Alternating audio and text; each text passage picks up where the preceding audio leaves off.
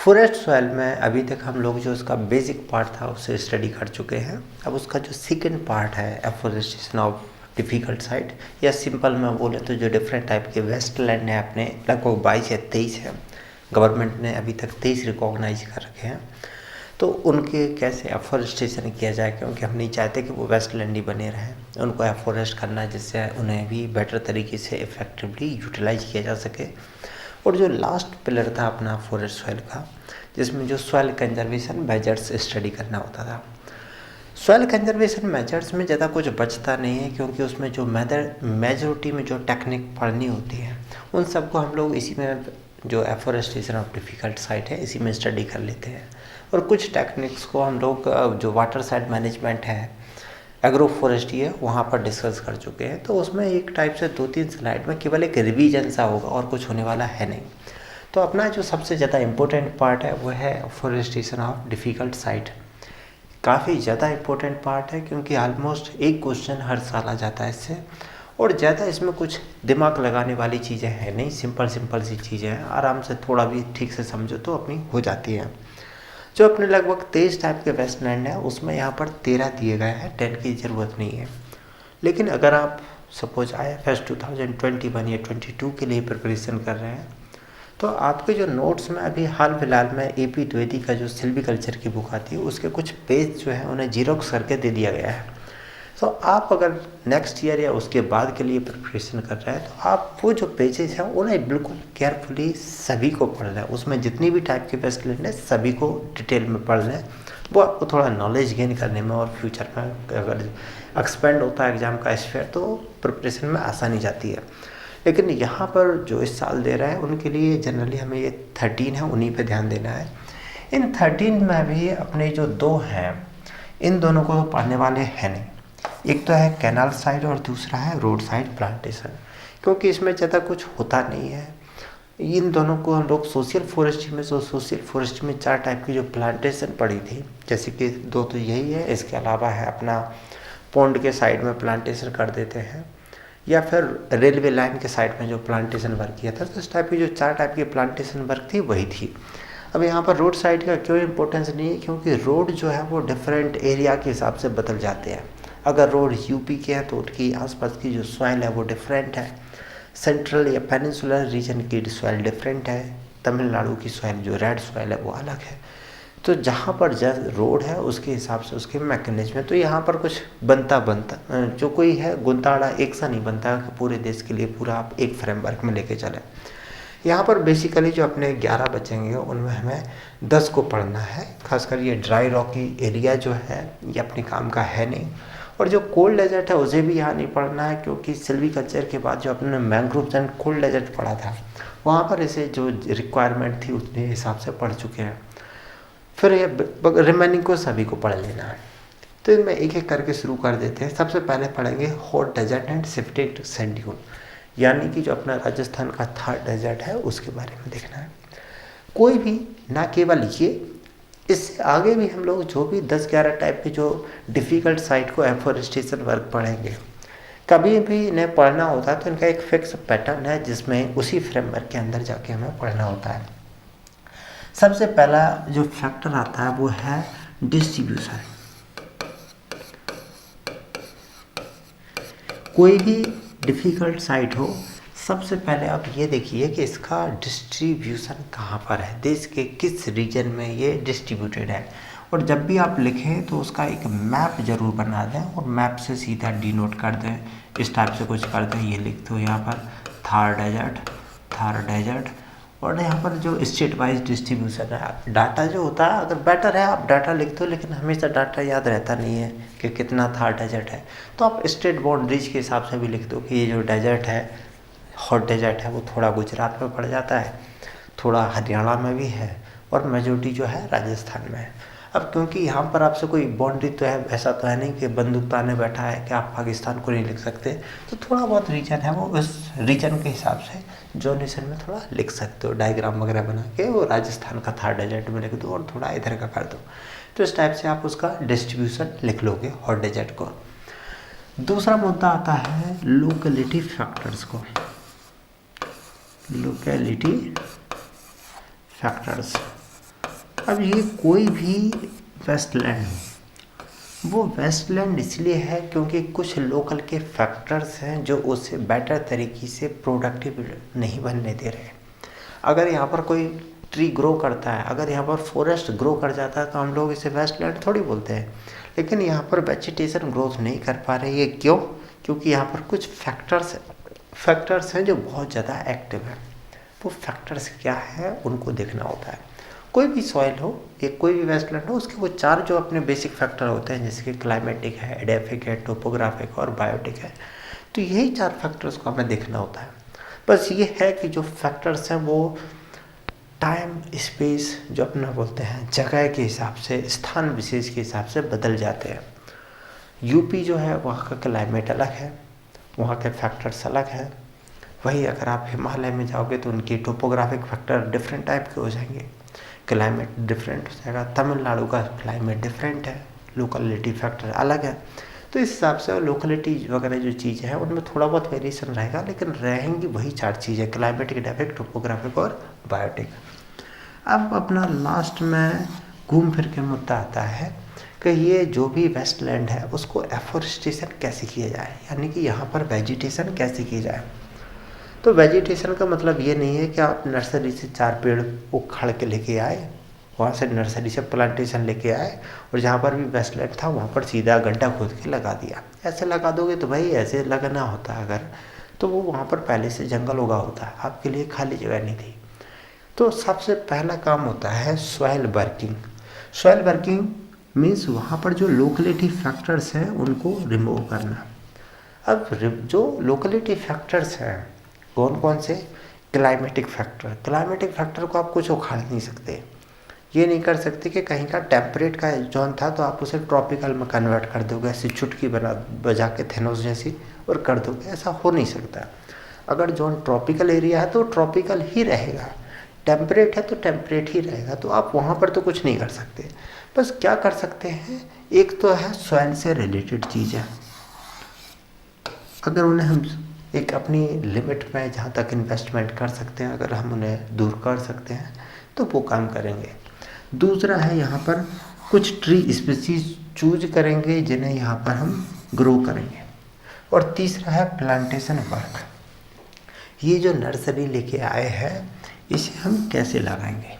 गड्ढा खोदेंगे, स्पेसिंग क्या होगी एक प्लांट से दूसरे प्लांट के, अगर ढलान है तो क्या पैटर्न होना चाहिए हमारा लगाने का। तो ये सारी चीज़ें इतना डिस्कस कर लिया तो कोई भी डेजर्ट हो, कुछ भी हो, वेस्टलैंड किसी भी टाइप की हो, उसे जनरली इसी फ्रेमवर्क में स्टडी करना होता है और अपना काम हो जाता है। अब इसमें सबसे पहला जो अपनी चल रही थी hot desert and shifting sand dunes, तो इसे देख लेते हैं। सबसे पहला आता है इसका डिस्ट्रीब्यूशन वही है कि अपना जो है हरियाणा, राजस्थान, गुजरात का कुछ रीजन और फिर ये जो पंजाब, पाकिस्तान का सिंध पंजाब वाला जो जुड़ा हुआ रीजन है वो सारा अपने इसी हॉट डेजर्ट में आ जाता है। ये डेजर्ट का टोटल तो कुछ भी डाटा दिया जाता है, एग्जैक्टली तो नहीं है लेकिन एक एवरेज है कि 31 समथिंग मिलियन हेक्टेयर के आसपास है। और ये टोटल जितना भी है उसका 60% तो आसपास अपने राजस्थान में ही पड़ जाता है। यहाँ पर एक थोड़ी सी टेबल और देख लीजिए कि जो सैंड ड्यून्स हैं, क्योंकि यहाँ पर सैंड ड्यून्स का भी बात की गई है, तो सैंड ड्यून्स यहाँ पर जनरली अपने यहाँ 3 जगह होती है। एक तो हॉट डेजर्ट है, वहाँ पर भी सैंड ड्यून्स है। कोस्टल रीजन है, वहाँ पर भी सैंड ड्यून्स मिल जाती है। और अगर आप कभी रिवर बेड में जाए, गंगा है, यमुना है, गंगा के तो ज़्यादा नहीं है लेकिन अगर आप यमुना में जाएँ, चंबल रीजन में कभी भी किसी भी रिवर के किनारे जाएँ, साउथ इंडिया में जाएँ किसी भी रिवर के किनारे, तो उनकी जो बेसिन है, रिवर बेसिन है, उसमें सैंड ड्यून्स मिल जाएंगे आपको। तो इस टाइप से 3 टाइप के सैंड ड्यून्स हैं, जिसका यहाँ पर तो कोई अपने मतलब नहीं है ज़्यादा। बस एक सेंस जो बनता है वो ये है कि जैसे डेजर्ट सैंड ड्यून देखो तो 2008-9 में ये था 8323, जो अब हो गया 8191। यानी कि यहाँ एक सिंपल सा सेंस जिसे निकालना था इन्फ्रेंस, वो ये है कि कोई भी सैंड ड्यून्स हो, सभी के सभी सैंड ड्यून्स जो है या सैंडी जो एरिया है वो कम हो रहा है समय के साथ। यानी कि अफॉरेस्टेशन जो वर्क चल रहा है वो सक्सेसफुली रिजल्ट दे रहा है, भले कम हो लेकिन दे रहा है। यहाँ पर हमने डिस्ट्रीब्यूशन वाला पार्ट देख लिया इसका। अब देखते हैं इसके लोकलिटी फैक्टर। लोकेलिटी में क्या होंगे, क्लाइमेटिक, एडाफिक, टोपोग्राफिक और बायोटिक, यही 4 फैक्टर को दिमाग में देना अपना काम हो जाता है। सबसे पहले देखेंगे क्लाइमेटिक फैक्टर में। क्लाइमेटिक में आता है रेनफॉल, टेम्परेचर, विंड। अब विंड देखो, राजस्थान है भाई, स्पीड जो है वो आराम से मस्त जाती है 100 से 150 किलोमीटर तक। क्यों? क्योंकि कोई हैडल है नहीं, हवा जो चल रही है उसे रुकावट बीच में कुछ है नहीं, पहाड़ी वगैरह वेजिटेशन ऐसी कुछ होती नहीं, तो हवाएं जो है वो काफ़ी तेज़ चलती है। और यहाँ पर जो है सैंड शिफ्ट होती रहती है, एक तो ये समस्या है।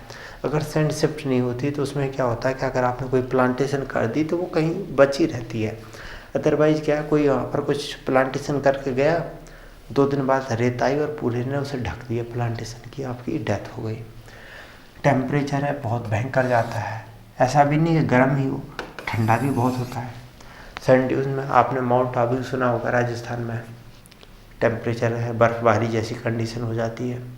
तो वहाँ पर यानी कि जो रेतीला एरिया है, क्योंकि जो सैंड है वो रेडिएशन इमिट भी बहुत तेज़ी से करती है, यानी कि टेम्परेचर को फास्ट लॉस करती है। तो इस टाइप से जो डेजर्टिक एरिया है, इनका डे टाइम में टेम्परेचर भी बहुत तेज़ी से बढ़ता है और नाइट में टेम्परेचर भी बहुत ज़्यादा डाउन चला जाता है। तो ये टेम्परेचर भी एक बहुत बड़ा फैक्टर है, क्योंकि रैपिड टेम्परेचर इंक्रीज डिक्रीज होने से अगर यहाँ पर कोई बायोटिक लाइफ है, जैसे कि ट्री कंपोनेंट, उसको बहुत ज़्यादा डैमेज पहुँचता है। थर्ड है रेनफॉल। मेन फैक्टर तो यही है कि यहाँ रेनफॉल जो है वो बहुत कम होती है। अब ये देखो लोकेलिटी फैक्टर है, इन्हें अगर हम रिमूव करेंगे तो यहाँ आप रेनफॉल को कुछ नहीं कर सकते, क्योंकि 1-2 हेक्टेयर थोड़ी है जिसमें आप एक पंप लगा करके इरिगेशन दे दोगे। अगर आप 1000 हेक्टेयर में कर रहे हो तो कितना पानी दोगे। तो हम लोग जब भी इसे एफोरेस्टेशन वर्क करेंगे तो इसे एक लिमिटेशन में देखेंगे, एक लिमिटेशन से ज़्यादा इन चीज़ों पर नहीं जाएंगे।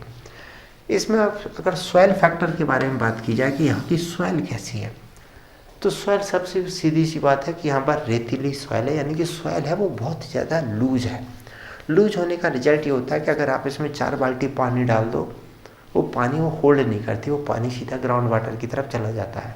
यानी कि सॉइल लूज है, water holding capacity 0, organic matter इसमें है नहीं, मिनरल्स जो है वो भी नहीं मिल पा रहा है, क्योंकि जो इसकी सॉइल है वो सॉइल कैसी स्टेज में, बिल्कुल जो रॉक थी वो डिसइंटीग्रेटेड होकर के रेगोलिथ जैसी कंडीशन में है। सॉइल जो मिनरल्स है वो ओरिजिनल फॉर्म में बचे हुए हैं, वो अभी सॉइल में जनरेट नहीं हुए, सॉइल में कन्वर्ट नहीं हुए। तो यहाँ पर एक तो ये इश्यू हो गई, यानी कि न्यूट्रिएंट स्टेटस बहुत कम होगा और ऑर्गेनिक मैटर या तो होगा ही नहीं है तो बहुत ही कम होगा। यहाँ पर इसके साथ 2 दिक्कतें और हैं। यहाँ पर जो है साल्ट बहुत ज़्यादा होता है इसकी मिट्टी में, NaCl वो काफ़ी ज़्यादा होता है, जिसकी वजह से यहाँ की मिट्टी का pH बहुत ज़्यादा होती है। एग्जाम्पल के लिए अपने यहाँ राजस्थान में भी नमक बनता है, जो अपनी सांभर लेक है वहाँ से साल्ट का प्रोडक्शन किया जाता है। तो क्यों? क्योंकि जो आसपास की सॉइल है उसमें साल्ट ज़्यादा है। डेजर्टिक एरिया की जो सॉइल है उसमें साल्ट होता ही है, तो साल्ट ज़्यादा मिल गया आपको। एक है hard pan formation, calcium carbonate का हार्ड पैन का फॉर्मेशन हो जाता है। हार्ड पैन को आगे भी हम जाके देखेंगे कि हार्ड पैन होता क्या है। जनरली कोई एक सॉइल है, जैसे कि ये सॉइल ले लिया हमने, तो सॉइल में कुछ डेप्थ पे है, आगे की स्लाइड में आएगा ये सॉइल की सरफेस वाला रीजन है, इस पर कुछ डेप्थ में यहाँ पर कैल्शियम कार्बोनेट डिपॉजिट होकर के एक हार्ड लेयर का निर्माण कर लेता है, जिससे अगर कोई ट्री है या फूड क्रॉप है उसकी जब रूट्स जाती है तो एक डेप्थ से नीचे नहीं जा पाती हैं। तो ये एक दिक्कत है इस रीजन की, तो हार्ड पैन का फॉर्मेशन वाला इशू है। तो ये बेसिक जो चीज़ें हैं क्या है वो समझ में आ गई होंगी कि यहाँ की लोकेलिटी की दिक्कतें क्या है। यानी कि क्लाइमेटिक फैक्टर्स को देख चुके हैं हम लोग, एडाफिक को देख चुके हैं, बायोटिक फैक्टर्स को भी देख सकते हैं कि यहाँ पर, क्योंकि आपने ये पढ़ा ही होगा कि जो राजस्थान के जो है हॉट डेजर्ट है वो वर्ल्ड की सबसे डेंसली पॉपुलेटेड डेजर्ट है। यानी कि यहाँ पर जो अपने बायोटिक फैक्टर्स हैं वो बहुत ज़्यादा डोमिनेंट है। अब एक क्वेश्चन देख लेते हैं, 2 क्वेश्चन है एक्चुअल में। जैसे what are the specific problem of following wasteland, आपसे पूछा गया था specific problems of wasteland, following wasteland, और इसमें 4-5 वेस्टलैंड दे रखे थे, उनमें से अपना एक था हॉट डेजर्ट, यानी कि आपसे पूछा गया था कि हॉट डेजर्ट की स्पेसिफिक प्रॉब्लम्स क्या है, या फिर यहाँ पर 12 में भी इस टाइप का क्वेश्चन आया था कि स्पेसिफिक प्रॉब्लम ऑफ, एक तो कोस्टल लैंड पूछी गई थी, दूसरा हॉट डेजर्ट पूछा गया था, यानी कि दोनों ही जगह आपसे हॉट डेजर्ट की स्पेसिफिक प्रॉब्लम्स पूछी गई थी। अब आपसे सीधा सीधा पूछ लिया तो क्या लिखोगे? अगर सपोज इसी में लिखना है तो बहुत ज़्यादा इंट्रो बनाने की इन दोनों ही क्वेश्चन में ज़रूरत आपको थी नहीं। तो अगर आपको हॉट डेजर्ट की प्रॉब्लम्स लिखनी है तो कैसे लिखोगे, मतलब मीन्स एकदम क्या क्या लिखोगे? तो सीधा अपने 4 फैक्टर पकड़ लेते हैं। पहला फैक्टर आएगा अपना क्लाइमेटिक। क्लाइमेटिक फैक्टर जो हम लोगों ने पढ़े हैं अभी तक, उन्हें देख लो कि यहाँ पर बहुत हाई टेम्परेचर चला जाता है, ऑर्गेनिक मैटर यहाँ पर बिल्कुल बहुत ही कम है, रेनफॉल है जो रेनफॉल तो होती ही नहीं है लगभग, और यहाँ पर टेम्परेचर जो है वो बहुत ज़्यादा हाई भी जाता है, बहुत ज़्यादा लो भी जाता है, यानी कि फ्रॉस्ट भी पड़ जाता है और इधर बर्निंग भी हो जाता है, एंजाइम वगैरह जो प्लांट के हैं वो भी डीजनरेट हो जाते हैं, क्योंकि टेम्परेचर जो है वो 52-53 डिग्री सेल्सियस तक डे टाइम में पहुँच जाता है गर्मियों में। मिट्टी की कैरेक्टर देख लो, क्लाइमेटिक फैक्टर हो गया, तो एडाफिक फैक्टर देख लो, जैसे कि ऑर्गेनिक मैटर है, सॉइल जो है वो बिल्कुल पुअर कंडीशन में, वाटर को होल्ड नहीं कर पाती है, उसमें साल्ट की प्रॉब्लम है, हार्ड पैन है, उसका फॉर्मेशन है। टोपोग्राफी की बात देख लो। अब टोपोग्राफिक ये जो डेजर्ट होते हैं ये जनरली क्या है, फ्लैट प्लेन है पूरा पूरा, तो यहाँ पर टोपोग्राफिक फैक्टर अपने फिट बैठते नहीं है। अब बायोटिक फैक्टर की बात कर लीजिए तो high biotic pressure, world highest populated desert. तो ये 4-5 पिलर देख करके हम इस टाइप के जो क्वेश्चन अगर आ रहे हैं तो उन्हें आराम से हैंडल कर सकते हैं, इनमें कोई ज़्यादा डिफ़िकल्ट नहीं लगता कि आप नहीं कर पाओगे ना।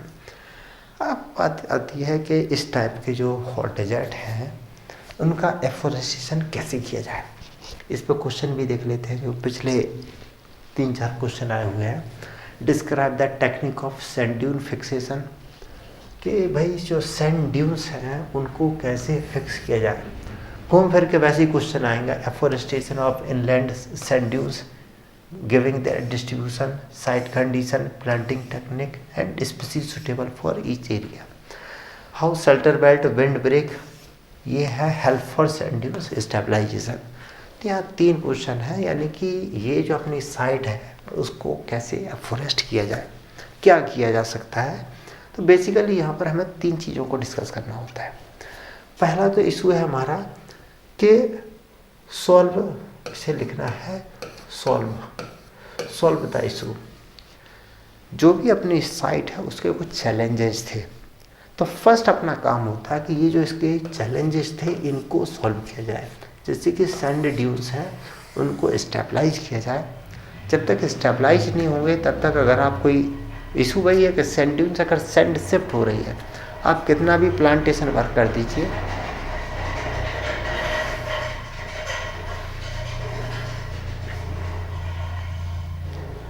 अगर सैंड ड्यून शिफ्ट हो रही है आप कितना भी प्लांटेशन कर दीजिए, अगर आपने वहाँ पर कोई एक पेड़ लगा के आ गए हो, आपने आज प्लांटेशन किया है, कल सपोज थोड़ी हवा चलती है और पूरी जो सैंड का जो पूरा एक ड्यून्स होता है, पूरा जो टीला होता है वो आपके प्लांटेशन के ऊपर बिछ जाती है और आपकी प्लांटेशन 4 मीटर नीचे दब गई, 1 महीने दबी रहेगी, पूरी प्लांटेशन डेथ हो गई। तो सबसे पहला ये है कि आपको उसे कुछ भी करना है, उससे पहले तो आपको ये जो ड्यून्स है उनको स्टेबलाइज करना है। जब वो स्टेबलाइज हो जाए तभी कहीं आपको उस पर आगे की वर्क करना स्टार्ट करने पड़ेंगे। तो फर्स्ट काम तो अपना यही है। जब एक बार सैंड ड्यून्स को स्टेबलाइज कर लेंगे तो फिर क्या करेंगे, उसमें जो ऑर्गेनिक मैटर का इशू है उसे सॉल्व करेंगे। फिर उसमें वेजिटेशन वगैरह जो है उसको देखेंगे, कौन से ट्री लग जाएंगे, इसमें क्या टेक्निक होगी लगाने की, क्या स्पेसिंग रखा जाएगा, उन सारी चीज़ों को डिस्कस कर लेंगे। और क्योंकि ये जो प्लांटेशन वर्क है अपना वो ऐसे रीजन में है जहाँ बहुत ही हाई बायोटिक प्रेशर है। आप आज प्लांटेशन करके आ जाइए, आप घर पे आ गए, 15 दिन की मेहनत करके घर पे गए और तब तक कोई गांव वाला आया और आपकी पूरी बकरियों से खवा के चला गया प्लांटेशन, तो आपको उसे थोड़ा प्रोटेक्शन मेजर्स भी देखने होते हैं। ये प्रोटेक्शन मेजर्स ना केवल बायोटिक होते हैं जबकि क्लाइमेटिक फैक्टर्स है। सपोज उसको थोड़ी इनिशियल फेज में इरिगेशन की रिक्वायरमेंट है तो वो भी देखना पड़ेगा आपको। कोई इंसेक्ट पेस्ट है, बीमारियां हैं, उनको भी प्रोटेक्शन देना पड़ेगा। तो इस टाइप के जो है अपने तीनों टाइप के जो प्रोटेक्शन मेजर्स है उन्हें करने पड़ेंगे। तो इन्हें तीनों को एक एक करके देख लेते हैं कि आप कैसे करेंगे। सबसे पहला अपना आ जाता है सैंड ड्यून को स्टेबलाइज करना। अब जो रेत शिफ्ट हो रही है उसे आप लोग को स्टेबलाइज करना है, तो कैसे करोगे? सबसे पहले तो एक्चुअल में होता क्या है, जैसे कजरी वाले हैं, central arid zone research institute, अपनी FRI का एक पार्ट है, एक इंस्टीट्यूट है जो ICFRE के अंडर आती है। अब अगर उन्हें टारगेट दे दिया गया कि कोई एरिया है जिसकी सैंड ड्यून्स को स्टेबलाइज करना है, तो बेसिकली करते क्या है कि सबसे पहले तो उस एरिया में जाएंगे और उसका सर्वे किया जाता है कि भाई कितना बड़ा एरिया है, कितना है, कैसे है, यहाँ की सैंड ड्यून्स किस टाइप की है, यूजुअली हवा किस डायरेक्शन से चलती है। फिर उसके हिसाब से उनका प्रोजेक्ट वगैरह बनाया जाएगा। अब इसके बाद जो वो प्रोजेक्ट सपोज उन्होंने दिया और प्रोजेक्ट पास हो जाता है, फंड आ जाता है इनके पास। अब ये क्या करेंगे, सबसे पहला जो इनका काम होता है, ये उस एरिया में जाते हैं और उस एरिया की बाउंड्री बनाते हैं, बाउंड्री मार्किंग करते हैं। ऐसा क्यों करते हैं कि अगर ये उसकी एरिया को प्रोटेक्ट नहीं करेंगे तो ये कितना भी करते रहें उसका कोई रिजल्ट नहीं निकलने वाला है, क्योंकि ये आज कुछ भी करेंगे, कोई गांव वाला आएगा और बकरी से खिला के चला जाएगा। तो उसे सबसे पहले तो प्रोटेक्शन करना पड़ेगा। तो ये एक तो उसकी बाउंड्री वगैरह बना देते हैं। बाउंड्री बनाने के बाद इनका जो सेकंड काम है वो है उस एरिया में, सपोज जैसे यहाँ पर पिक्चर देखोगे, यहाँ पर इन्होंने ये पिलर लगा रखे हैं। इन पिलर्स को बाद में जो वायर होते हैं उससे फेंसिंग कर दिया जाता है। तो इस एरिया की पूरी की गई होगी फेंसिंग। यहाँ पर ये 2 पिलर हैं वो दिख भी रहे हैं, यहाँ पर वायर होंगे इनके। सबसे पहले फेंसिंग की जाती है। फेंसिंग के बाद का जो इनका काम है वो रहेगा, इस एरिया में छोटे छोटे जो स्टेम है, यानी कि छोटे छोटे जो डंडे हैं उन्हें लगाएंगे। जैसे यहाँ पर जो छोटे छोटे हैं तुम्हें दिख रहे होंगे, ये इस टाइप से छोटे छोटे से स्टिक वगैरह ऐसी लगा दी जाती है। ये स्टिक क्या करती हैं कि जैसे सैंड ड्यून्स के जो पार्टिकल्स हैं, फॉर एग्जांपल के लिए अगर मैं यहाँ पर ये बोलूँ कि ये यहाँ पर स्टिक लगी हुई है, तो क्या होगा, यहाँ पर सैंड ड्यून्स के कुछ पार्टिकल्स यहाँ पर जाके रुक जाएंगे। अब ये रुकेंगे तो ये पीछे की ओर रुकेंगे, तो ये एक टाइप से ऐसा जोन होगा जहाँ पर इधर से आने वाली जो सैंड थी उस टाइप के पैटर्न में रुक जाएगी, यानी कि एक स्टिक आगे इतने रीजन की सैंड को रोक लेगी। तो इस टाइप से ये यहाँ पर छोटी छोटी सी स्टिक्स लगभग आधा मीटर की है, उन्हें वहाँ पर लगा दिए जाते हैं। इस टाइप से इन्हें बोलते हैं इरेक्टिंग माइक्रो विंड ब्रेक, छोटे छोटे से विंड ब्रेक को वहाँ पर खड़ा करना। अब जैसे ये स्टिक लगा देते हैं, फिर इसके साथ साथ फिर अपना आता है अगला स्टेप। ये जो माइक्रो विंड ब्रेक है, इन्हें यहाँ पर हम थोड़े सीधे सीधे डंडे भी लगा सकते हैं आधा मीटर के, या फिर कई बार क्या किया जाता है कि हम सीधी प्लांटेशन ही कर देते हैं। जब थोड़ा निकम्मापन होता है तो वो क्या करते हैं, कोई जैसे खिचड़ी ले ली या फिर यहाँ पर कीप ले लिया या फिर ये सीनिया क्रोटलेरिया बुरिया, इसकी सीधी प्लांटेशन कर देते हैं। ग्रासेस ही है, उसको वहाँ पर लगा दिया इन्होंने। जनरली हम लोग डंडे से लगाते हैं, डंडे लगा देते हैं, इतने की बकैती में नहीं पड़ते हैं, डंडे लगा के काम चला लेते हैं। जब डंडे लगा दिए, इसका मतलब है कि वो जो सैंड है थोड़ी सी स्टेबलाइज हो रही है। थर्ड अपना काम आता है सैंड ड्यून्स को अब करना है उसे कि स्टेबलाइज तो थोड़ा सा हो रखा है, अब उसे लगभग फिक्स सा करना है। तो फिर क्या करेंगे, इसमें ये देख रहे होंगे कि जो ग्रासेस है, जो ग्रास है उसको पूरे एरिया में स्क्वायर पैटर्न में फैला रहे हैं। पूरे एरिया में ग्रास को फैला देंगे, इसको थोड़ा प्रोटेक्शन भी देंगे और इसका ग्रास का थोड़ा प्लांटेशन वगैरह कर देंगे। ये पूरा जो फ्रेम है वो सदा किससे है, वो जो स्टिक लगाई थी उससे। इससे हो क्या रहा है कि जो सैंड जो आ रही थी बाहर की को तो हमने स्टिक से रोक लिया, फिर उसके जो पीछे यानी कि इधर से जब सैंड आए, विंड आए, तो उसके सैंड को रोकने के लिए तो यहाँ पर स्टिक लगाई रखी थी। इधर के रीजन में उसके स्टिक के आने इधर स्टिक भी लगी है और इस टाइप के फ्रेम में हमने ग्रासेस को उगा रखा है। तो इस टाइप से वो धीरे धीरे ग्रास उगती रहती हैं, फिर हम उन्हें प्रोटेक्ट करते हैं, पानी देते हैं, तो धीरे धीरे करके इस रीजन में पूरे में ग्रास उगाती है। जब एक बार ये ग्रास उग गई तो क्या होता है कि जो हवा चल रही होती है, ये ग्रास हवा को सरफेस पे न दे के थोड़ी ऊपर उठाती रहती है। इस वजह से ये जो सैंड है ये एक टाइप से दब जाती, नीचे ही बनी रहती है। बाद में जो ग्रासेस है वो अपने रूट से इस पूरी सैंड को पकड़ लेती है। तो धीरे धीरे करके ये जो एरिया है वो पूरी तरह से सैंड या जो वेजिटेशन है उसके रूट्स के कवर में आ जाता है। पूरा धीरे धीरे करके से पूरा कवर कर लेते हैं और अपना सैंड ड्यून्स है वो एफोरेस्ट हो जाता है। अब यहाँ पर ये तो तरीका समझ में आ गया आपको कि सैंड ड्यून्स का एफोरेस्टेशन कैसे करना है। अब आता है कि इसकी टेक्निक क्या रहना चाहिए, क्योंकि स्टार्टिंग में आप ग्रास लगाते हो लेकिन एक टाइम के बाद आप यहाँ पर ग्रास पे नहीं रुकते हो, आप इसके आगे भी चले जाते हो, कुछ पेड़ों को भी ट्रांसप्लांट कर देते हो, जिससे कि ऐसे प्लांट जो इस एरिया में सर्वाइव कर पाते हैं। उनमें एक अच्छा एग्जांपल है अकेसिया टॉर्टलिस, जिसे बोलते हैं इजरायली बबूल। इसे हम इसी काम के लिए लिया गया, इजराइल से मंगाया था और इसका पर्पज ही यही था, सैंड ड्यून्स को जो अपना हॉट डेजर्ट है उसको एफोरेस्ट करना। दूसरा अपनी एक लोकल स्पीसीज है प्रोसोपिस जूलीफ्लोरा। प्रोसोपिस सिनेरेरिया खजड़ी भी होना चाहिए इसमें, और एक है ये बेर जिजीपस मॉरिशाना। जिजीपस मॉरी कुछ नाम अलग गलत लिख टाइप गलत हुआ है, जिजीपस मॉरिशियाना।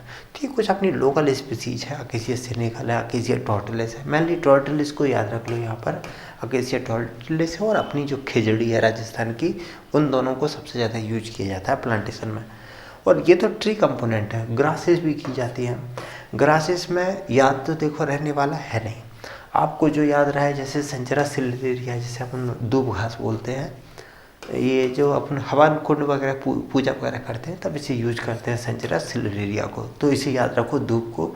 अगर आपको ये याद रह जाए सीवन ग्रास तो ज़्यादा बेटर है, क्योंकि ये एक्चुअल में स्पेसिफिक हो जाता है, क्योंकि आज के टाइम की जो रिसर्च हो रहा है उनमें यही सीवन ग्रास को यूज करते हैं राजस्थान वाले रीजन में। अब अगर आपको याद नहीं रह सकता तो इतनी बकैती क्यों करें, सीधी सी जो चीज़ें आसानी से याद हो सकती है उसे याद रखें।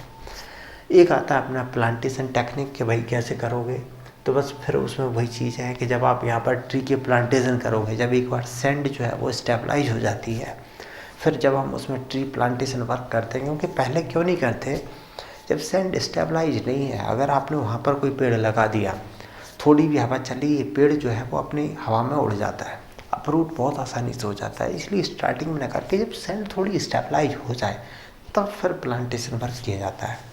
अब प्लांटेशन करेंगे तो फिर उसमें बस यही है कि एक तो सॉकर पिट, या यहाँ पिक्चर का मतलब ये है कि ये जो सॉकर पिट बना रहे हैं वो कैसे बने हुए हैं। तो एक तो सॉकर पिट यूज किए जाते हैं जिससे कि बड़ा एरिया होता है तो पानी जो भी रेनफॉल का कम भी मिले, लेकिन जो भी मिले वो यहाँ बच जाए।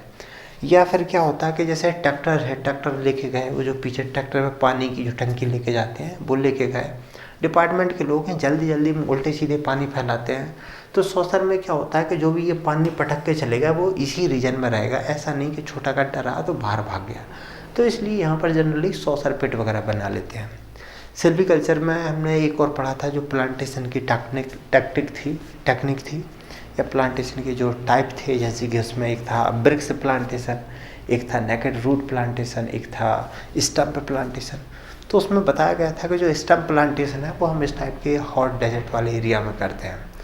ये सारी चीज़ें हैं यहाँ पर डिस्कस हो चुकी हैं, हॉट डेजर्ट में ज़्यादा की ज़रूरत पड़ती नहीं अपनी। लास्ट में इसका इम्पोर्टेंस देख लेते हैं। एक तो अपना यही है कि हमने कमिटमेंट किया था कि हम 21 हेक्टेयर जो एरिया है उसको हम इसमें करेंगे 2030 तक, उसको उस पर एफॉरेस्टेशन वर्क कर लेंगे, यानी कि डेजर्टिफिकेशन को रोकने के लिए हम उस पर करेंगे। अब क्योंकि आपने यहाँ किया था 2019 में, अपने यहाँ सबमिट हुआ था तो कमिटमेंट करना ही पड़ा था।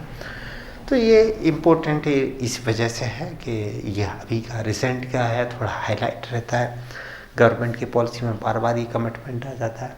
तो इसलिए हॉट डेजर्ट वाले की प्रायोरिटी ज़्यादा रहती है कि इस पर क्वेश्चन आ जाए, और ऐसा नहीं कि आई चाहे, इस पर आए भी है, बहुत सारे क्वेश्चन आए हुए हैं। जो रिमेनिंग क्वेश्चन है उनमें यही है, देख लेना एक बार। मुझे नहीं लगता कि इनमें कोई ऐसा क्वेश्चन बचा है जिससे आप नहीं कर पाएंगे, मेजॉरिटी को इजीली आसानी से कर सकते हैं।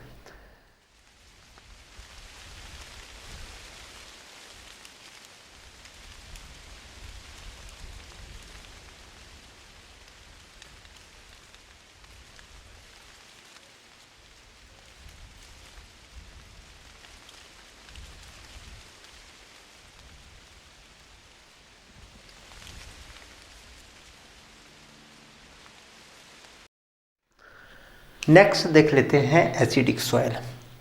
आप लोगों ने पीएच को पढ़ा होगा। पीएच जो अपनी रेंज होती है 0 से 14 तक, और उसमें 7 जो होता है वो है न्यूट्रल मिड। और जब भी कोई भी प्रोडक्ट हो, चाहे वो सॉइल हो, पानी हो, कुछ भी हो, अगर उसका जो पीएच है वो 7 से नीचे जाता है तो हम उसे बोलते हैं एसिडिक, और अगर 7 से 14 के बीच की रेंज में रहता है तो हम उसे बोलेंगे एल्कलाइन या बेसिक। तो एसिडिक सॉइल का मतलब है वो सॉइल जिसका जो पीएच है वो 7 से नीचे जाए। बेसिकली अगर 7 से नीचे है वो 5.5 6.5 लगभग इस रेंज में है, यानी कि 6 से 7 के बीच में है, जो स्लिटली एसिडिक है, उसे हमें फ़र्क नहीं पड़ता। इवन स्लिटली जो एसिडिक है यानी कि 6 से 7 के बीच का जो रेंज है पीएच का, वो तो हमारे लिए बेनिफिशियल है, यानी कि जो प्लांट्स की ग्रोथ के लिए वो बेनिफिशियल है। दिक्कत आती है जब ये जो पीएच है वो 5 से या 6 से जब नीचे जाने लगता है, 5.5 से नीचे चला जाए तो दिक्कतें बढ़ जाती हैं। तो सबसे पहले तो देखते हैं इसका डिस्ट्रीब्यूशन अगर देखें तो अपनी कौन सी रेंज है, ऐसे रीजन जहाँ पर जो रेनफॉल है वो थोड़ी दिक्कत हो, यहाँ पर पानी है वो फिलअप हो जाता हो, भर जाता हो, जैसे कि केरल का रीजन है अपना, लो लाइंग वाले जो एरिया है या हाई रेनफॉल वाले जो एरिया है, जो अपने पहाड़ वगैरह है उनमें भी है। पहाड़ों में क्या है कि जो वैली जो घाटियाँ जो होती है वहाँ पर लीफ लिटर बहुत ज़्यादा जाता है, ऑर्गेनिक मैटर जो है, पत्तियाँ वो हैं वो बहुत ज़्यादा गिरती हैं वहाँ पर, और उनका डिकम्पोजिशन होता है। तो जो ऑर्गेनिक मैटर जो जनरेट होता है वो एसिडिक नेचर का होता है। तो इस वजह से जो हिली रीजन है उनमें लगभग एसिडिक सॉइल आसानी से मिल जाती है। दूसरा जैसे अपना केरल वाला रीजन है, नॉर्थ ईस्ट के जो रीजन है, यहाँ पर दिक्कत है कि यहाँ होती है बहुत ज़्यादा रेनफॉल होने से क्या वहाँ की जो सॉइल है वो एनारोबिक कंडीशन में चली जाती है, क्योंकि वाटर बहुत ज़्यादा फिलअप हो जाता है। तो जब एनारोबिक हो जाएगी सॉइल, वहाँ पर बहुत सारे बैक्टीरिया होते हैं जो कि एसिड फॉर्मिंग एक्टिविटी करना स्टार्ट कर देते हैं, जिससे वहाँ की जो सॉइल है वो हो जाती है एसिडिक। अब ये तो 2 फैक्टर हैं, इसके अलावा भी बहुत सारी चीज़ें हैं जो एसिडिक सॉइल प्रोड्यूस करती है। सपोज सॉइल जो है वो जनरेट किससे हुई है, किसी रॉक से, रॉक की फेदरिंग से तो बनी है, लेकिन अगर ये जो रॉक है वही एसिडिक हो, यानी कि पेरेंट मटेरियल ही अगर एसिडिक हो, तो जो सॉइल बनी है वो भी एसिडिक ही होगी। दूसरा, कई बार ऐसा होता है कि जो CO2 है उसके एक्यूमुलेशन की वजह से सॉइल जो है वो एसिडिक हो जाती है। यहाँ पर ये कॉनिफर सॉइल जो है वो एसिडिक होती है, वो हम लोग डिस्कस कर चुके हैं। Heavy application of acid forming fertiliser, कुछ ऐसे रीजन है पंजाब के जहाँ की सॉइल है वो थोड़ी एसिडिक हो रही है। ऐसा इसलिए हो रहा है क्योंकि ये लोग जो फर्टिलाइज़र यूज़ कर रहे हैं उन्हें ये तो नहीं मालूम है कि एसिडिक क्या होता है, बेसिक क्या होता है, बट वो ऐसे फर्टिलाइज़र जैसे कि जो अपने कैल्शियम कार्बोनेट वगैरह है, इन सारी लोगों को यूज कर रहा है, जिप्सम यूज कर रहा है। उससे होता क्या है कि वहाँ पर जो सॉइल है वो धीरे धीरे करके और एसिड बढ़ाते जा रहा है, तो सॉइल जो है वो एसिडिक होती जा रही है। या फिर ऐसा हो जाता है कि जहाँ ज़्यादा रेनफॉल हो रही है वहाँ एक तो इम्पैक्ट ये पड़ रहा है कि एनारोबिक कंडीशन डेवलप हो रही है, वहाँ इसकी वजह से बहुत सारे जो बैक्टीरिया है वो एनारोबिक एक्टिविटी कर रहे हैं और वहाँ पर एसिड फॉर्म कर रहे हैं, जिसका रिजल्ट हो रहा है कि वहाँ पर एसिडिक सॉइल जनरेट हो रही है। इसके साथ साथ ज़्यादा रेनफॉल होने से जो वाटर पर्कुलेशन हो रहा है उसमें भी ज़्यादातर बेस जो है उसकी लीचिंग हो रही है। तो अगर कहीं पे जैसे कि लड़ने वाले पॉजिटिव और नेगेटिव हैं, दोनों 50-50 लोग हैं, अगर ये जो बेस थे ये अगर नीचे चले जाएंगे तो ऑब्वियसली अपर की सॉइल में ये जो दूसरा पार्ट थे उनकी हैवी हो जाएगी। तो इस टाइप से जब बेस लीच हो जाएगा तो एसिड की डोमिनेंस अपर सरफेस में बढ़ जाती है। तो ये रहे अपने कि एसिडिक जो सॉइल है उसका फॉर्मेशन कैसे होता है, तो उसके कुछ कॉजेज थे उन्हें देख लिया। ये अपना कॉनिफर्स वाला जो वेजिटेशन का था उसे आप देख ही चुके हैं। अब आती है कि अगर एसिडिक फॉर्मेशन हो रहा है तो उससे हमें दिक्कत क्या है, चाहे वो एसिडिक सॉइल हो या बेसिक सॉइल हो, इनसे बेसिकली 3 दिक्कतें जुड़ी होती हैं। पहला है कि अगर किसी रीजन का जो पीएच है या एसिडिटी है वो बहुत नीचे चली जाए, यानी कि सॉइल जो पीएच है वो नीचे गिर जाए, पहली दिक्कत आती है कि यहाँ पर जो मिनरल्स हैं उनकी जो अवेलेबिलिटी होती है वो एक न्यूट्रल सॉइल में सबसे ज़्यादा सही होती है। जैसे पीएच सॉइल का एसिडिटी की तरफ हो जाता है तो कुछ मिनरल्स हैं जिनकी अवेलेबिलिटी घट जाती है और कुछ की अवेलेबिलिटी बढ़ जाती है। तो जिनकी घट जाती है, अगर सपोज आपकी ग्रोथ के लिए आपको प्रोटीन चाहिए और आपके डाइट में से प्रोटीन निकाल दी जाए तो आप ग्रोथ तो करोगे लेकिन आपकी प्रॉपर ग्रोथ नहीं होगी। फिर पता पड़ेगा कि आपकी जो ऑर्गेनिज्म है वो प्रॉपरली डेवलप नहीं हो पाए, तो फिर आपको आगे प्रॉपरली परफॉर्मेंस नहीं दे पाओगे। तो कुछ मिनरल्स हैं वो एब्सेंट हो जाते हैं, कुछ मिनरल्स हैं जो एक लिमिट से ज़्यादा अवेलेबल हो जाते हैं। जो ज़्यादा हो जाते हैं वो क्रिएट करते हैं यहाँ पर आयनिक या आयनिक पॉइजनिंग। एक लिमिट से ज़्यादा इम्पैक्ट, जब लिमिट से ज़्यादा अवेलेबल है तो वो यहाँ पर पॉइजनिंग का काम करते हैं, यानी कि टॉक्सिसिटी का काम करने लगते हैं। और ना केवल मिनरल्स टॉक्सिसिटी का काम करते हैं, जबकि जो एच पॉजिटिव आयन है, अगर पीएच नीचे गया है यानी कि एच पॉजिटिव आयन की अवेलेबिलिटी बहुत ज़्यादा हुई है, तो एच पॉजिटिव आयन बहुत ज़्यादा है तो इसकी टॉक्सिसिटी शुरू होती है। अब टॉक्सिसिटी कैसे होगी? जो प्लांट की जो रूट्स होती है वो मिट्टी से वाटर को एब्जॉर्ब करती है, मिनरल से एब्जॉर्ब करती हैं, और वहाँ पर ये जो हाइड्रोजन है एच पॉजिटिव है, इसका सोडियम पोटेशियम पंप सुने होंगे आप लोगों ने, वहाँ पर ये डिस्टर्बेंस क्रिएट करने लगता है, जिससे जो प्लांट मिनरल्स को एब्जॉर्ब कर रहा है उनको भी एब्जॉर्ब करने में रुकावट खड़ी कर देगा। बहुत सारे न्यूट्रिएंट अनअवेलेबल हो गए, इसे देख लिया। एक है तीसरा माइक्रोबियल एक्टिविटी।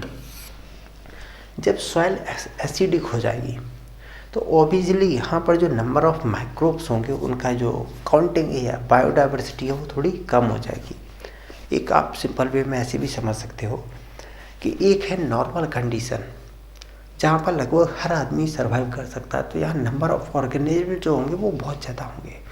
दूसरा है एसिडिक कंडीशन जहाँ पीएच नीचे कम है, तो यहाँ केवल वही ऑर्गेनिज्म सर्वाइव कर पाएंगे जिनमें इतनी एबिलिटी है कि लो पीएच में भी वो सर्वाइव कर लेंगे, जिंदा रह जाएंगे, अदरवाइज अदर नहीं रह पाते हैं।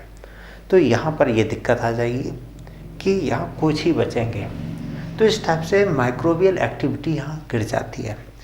एक एग्जाम्पल यहाँ पर उम्मीद है आपको पहले भी बताया गया होगा कि ये जो कॉनिफर्स है, कॉनिफर्स में यहाँ पर जो लीफ लिटर है वो काफ़ी लंबे टाइम तक यहाँ पड़ा रहता है, इसका डिकम्पोजिशन नहीं हो पाता है।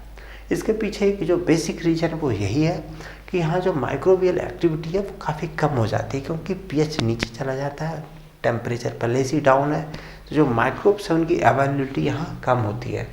कम माइक्रोब है तो इनका जो डिजनरेशन या डिकम्पोजिशन रेट है वो और कम होती है। तो यहाँ टॉक्सिसिटी या एसिड टॉक्सिसिटी है उससे रिलेटेड चीज़ें जो थी वो आप देख चुके हैं। अब बात आती है कि इसे दूर कैसे किया जाए। तो इसे दूर करने का एक सिंपल सा तरीका होता है कि भाई यहाँ पर जो अपनी सॉइल है या जो एसिड है उसमें चूना मिला दो। तो चूना क्या करेगा, ये क्षारीय रहेगा, तो जैसे बोलते हैं नेगेटिव ज़्यादा तो उसके साथ कुछ पॉजिटिव दे देंगे तो उतना नेगेटिव नहीं रहेगा।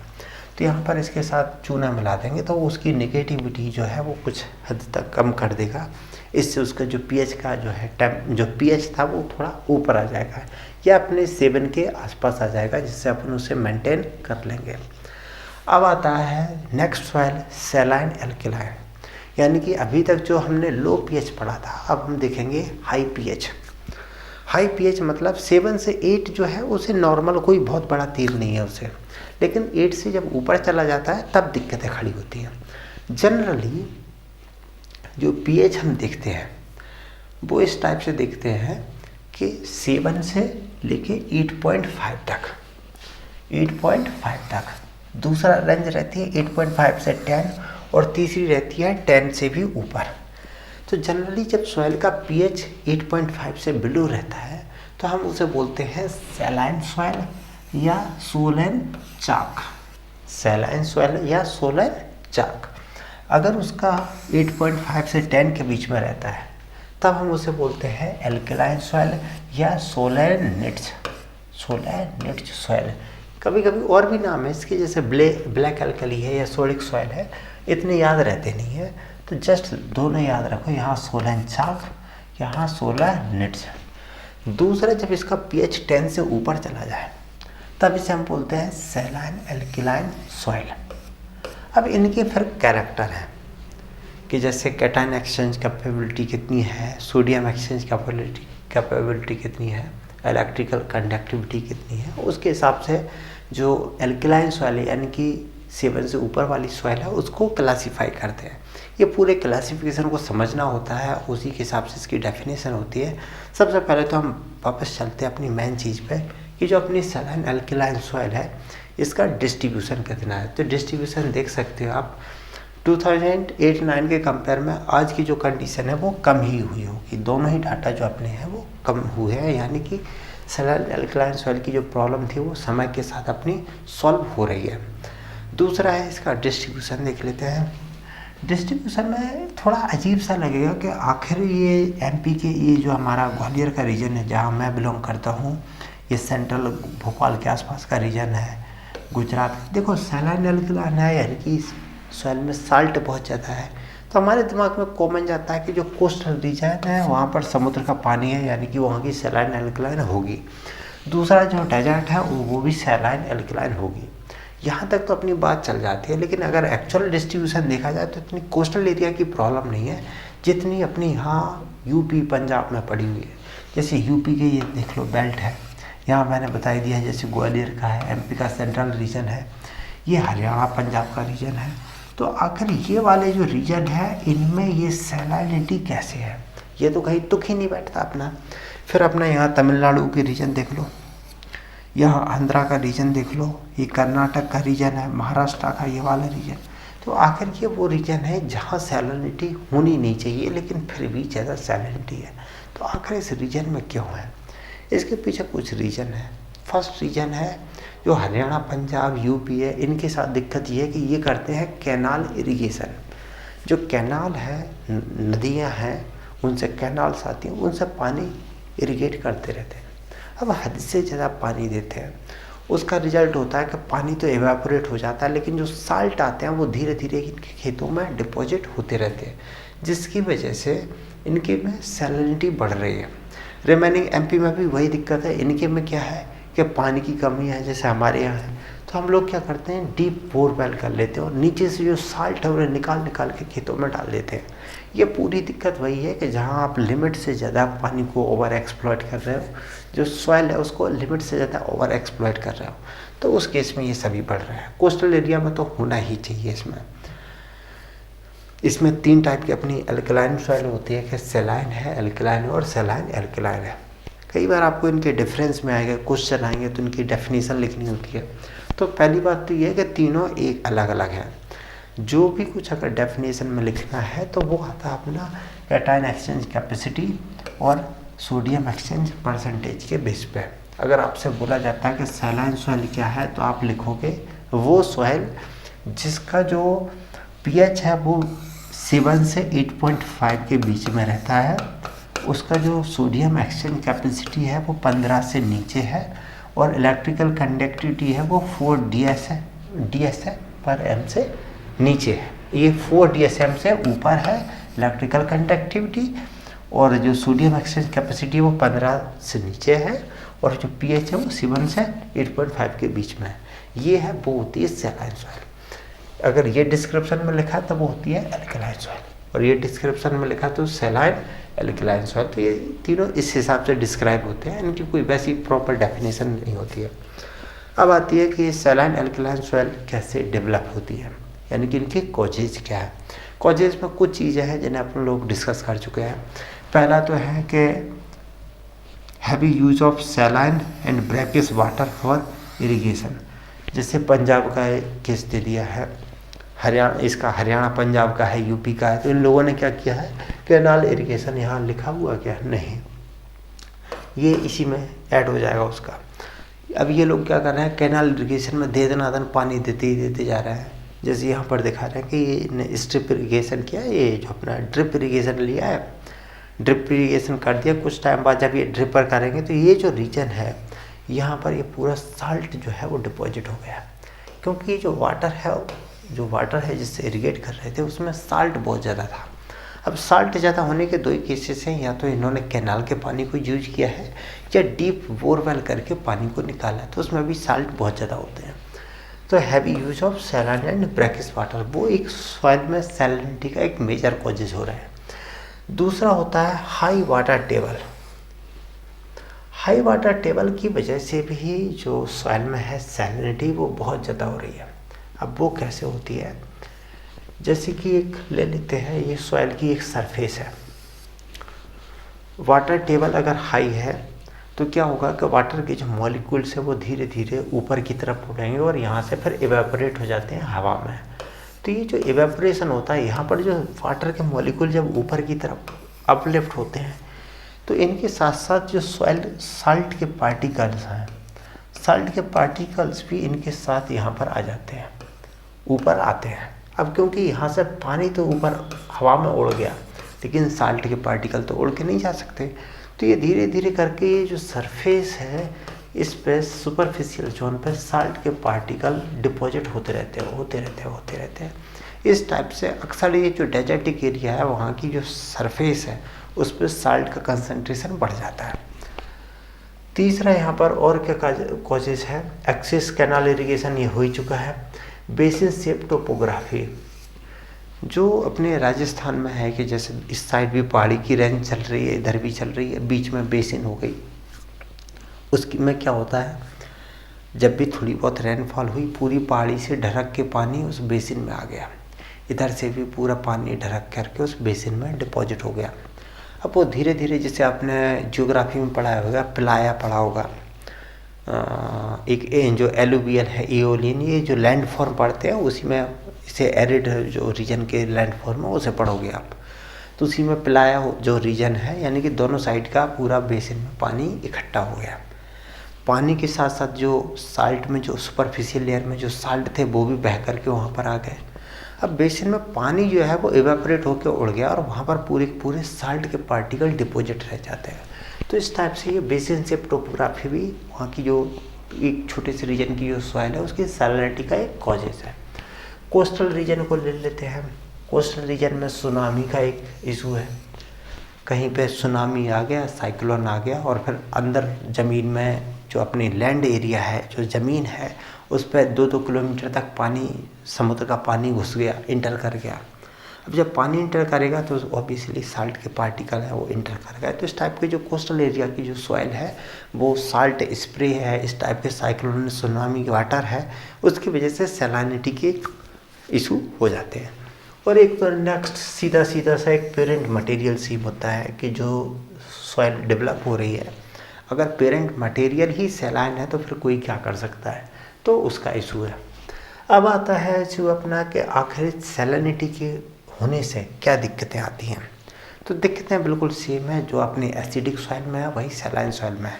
पहला तो ये है कि ये जो आयन है उनकी टॉक्सिसिटी होगी।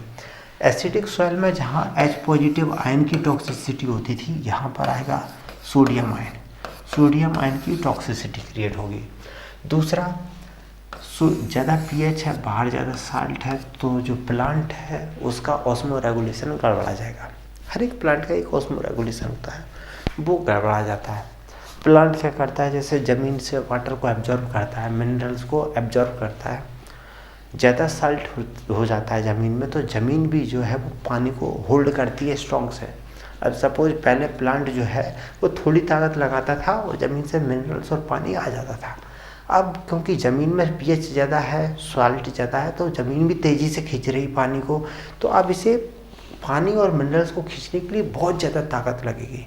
अब खुद ही सोचो कि प्लांट को एनर्जी कम मिल रही है और उस पूरी एनर्जी तो उसे पानी खींचने में ही लग रही है और टाइम के साथ साथ वो एनर्जी उसकी बढ़ती ही जा रही है। तो एक टाइम ऐसा आएगा कि प्लांट जो है वो पूरी एनर्जी लगा देगा, इसके बाद भी ज़मीन से पानी नहीं खींच पाएगा, मिनरल्स नहीं खींच पाएगा और कुछ टाइम बाद उसकी डेथ हो जाएगी। तो ये इससे रिलेटेड है। और तीसरा, बहुत सारे मिनरल्स जो है वो हाई pH के बाद अनअवेलेबल हो जाते हैं। एक इशू और है हार्ड पैन फॉर्मेशन का। ये हार्ड पैन जो फॉर्मेशन है इसे थोड़ा सही तरीके से पिक्चराइजेशन देख लेते हैं। जैसे कि एक अपनी सरफेस है। अब इस सरफेस में आप देखोगे कि एक लिमिट के बाद ये जो डेप्थ वाला रीजन है यहाँ पर थोड़ा हार्ड पैन फॉर्म हो गया है। ये बिल्कुल डिफरेंट दिख रहा है, ये कोई अलग से नहीं आया होगा। ये हुआ क्या होगा, यहाँ से कुछ मिनरल्स वगैरह है वो एक धीरे धीरे करके सब सरफेस रीजन में डिपॉजिट हो गए।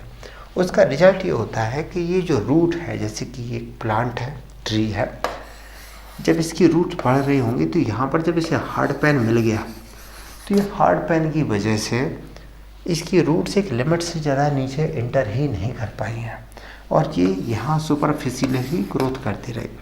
अब इससे इस प्लांट को क्या होता है, दो टाइप के लॉस होते हैं। एक तो लॉस ये है कि अगर कल तेज़ी से कोई तूफान आ जाता है तो इसकी जो रूट है वो डीप में नहीं है तो ये आराम से विंड थ्रो हो जाएगा। दूसरा, इसकी रूट जो है वो ज़्यादा डीप में नहीं है, जो ग्राउंड वाटर है उसे कभी कैच नहीं कर सकता। तो अगर यहाँ पर कभी डेजर्ट या ड्राउट सूखा पड़ जाता है तो ये प्लांट जो है ना, इसका हो जाएगा राम नाम सत्य।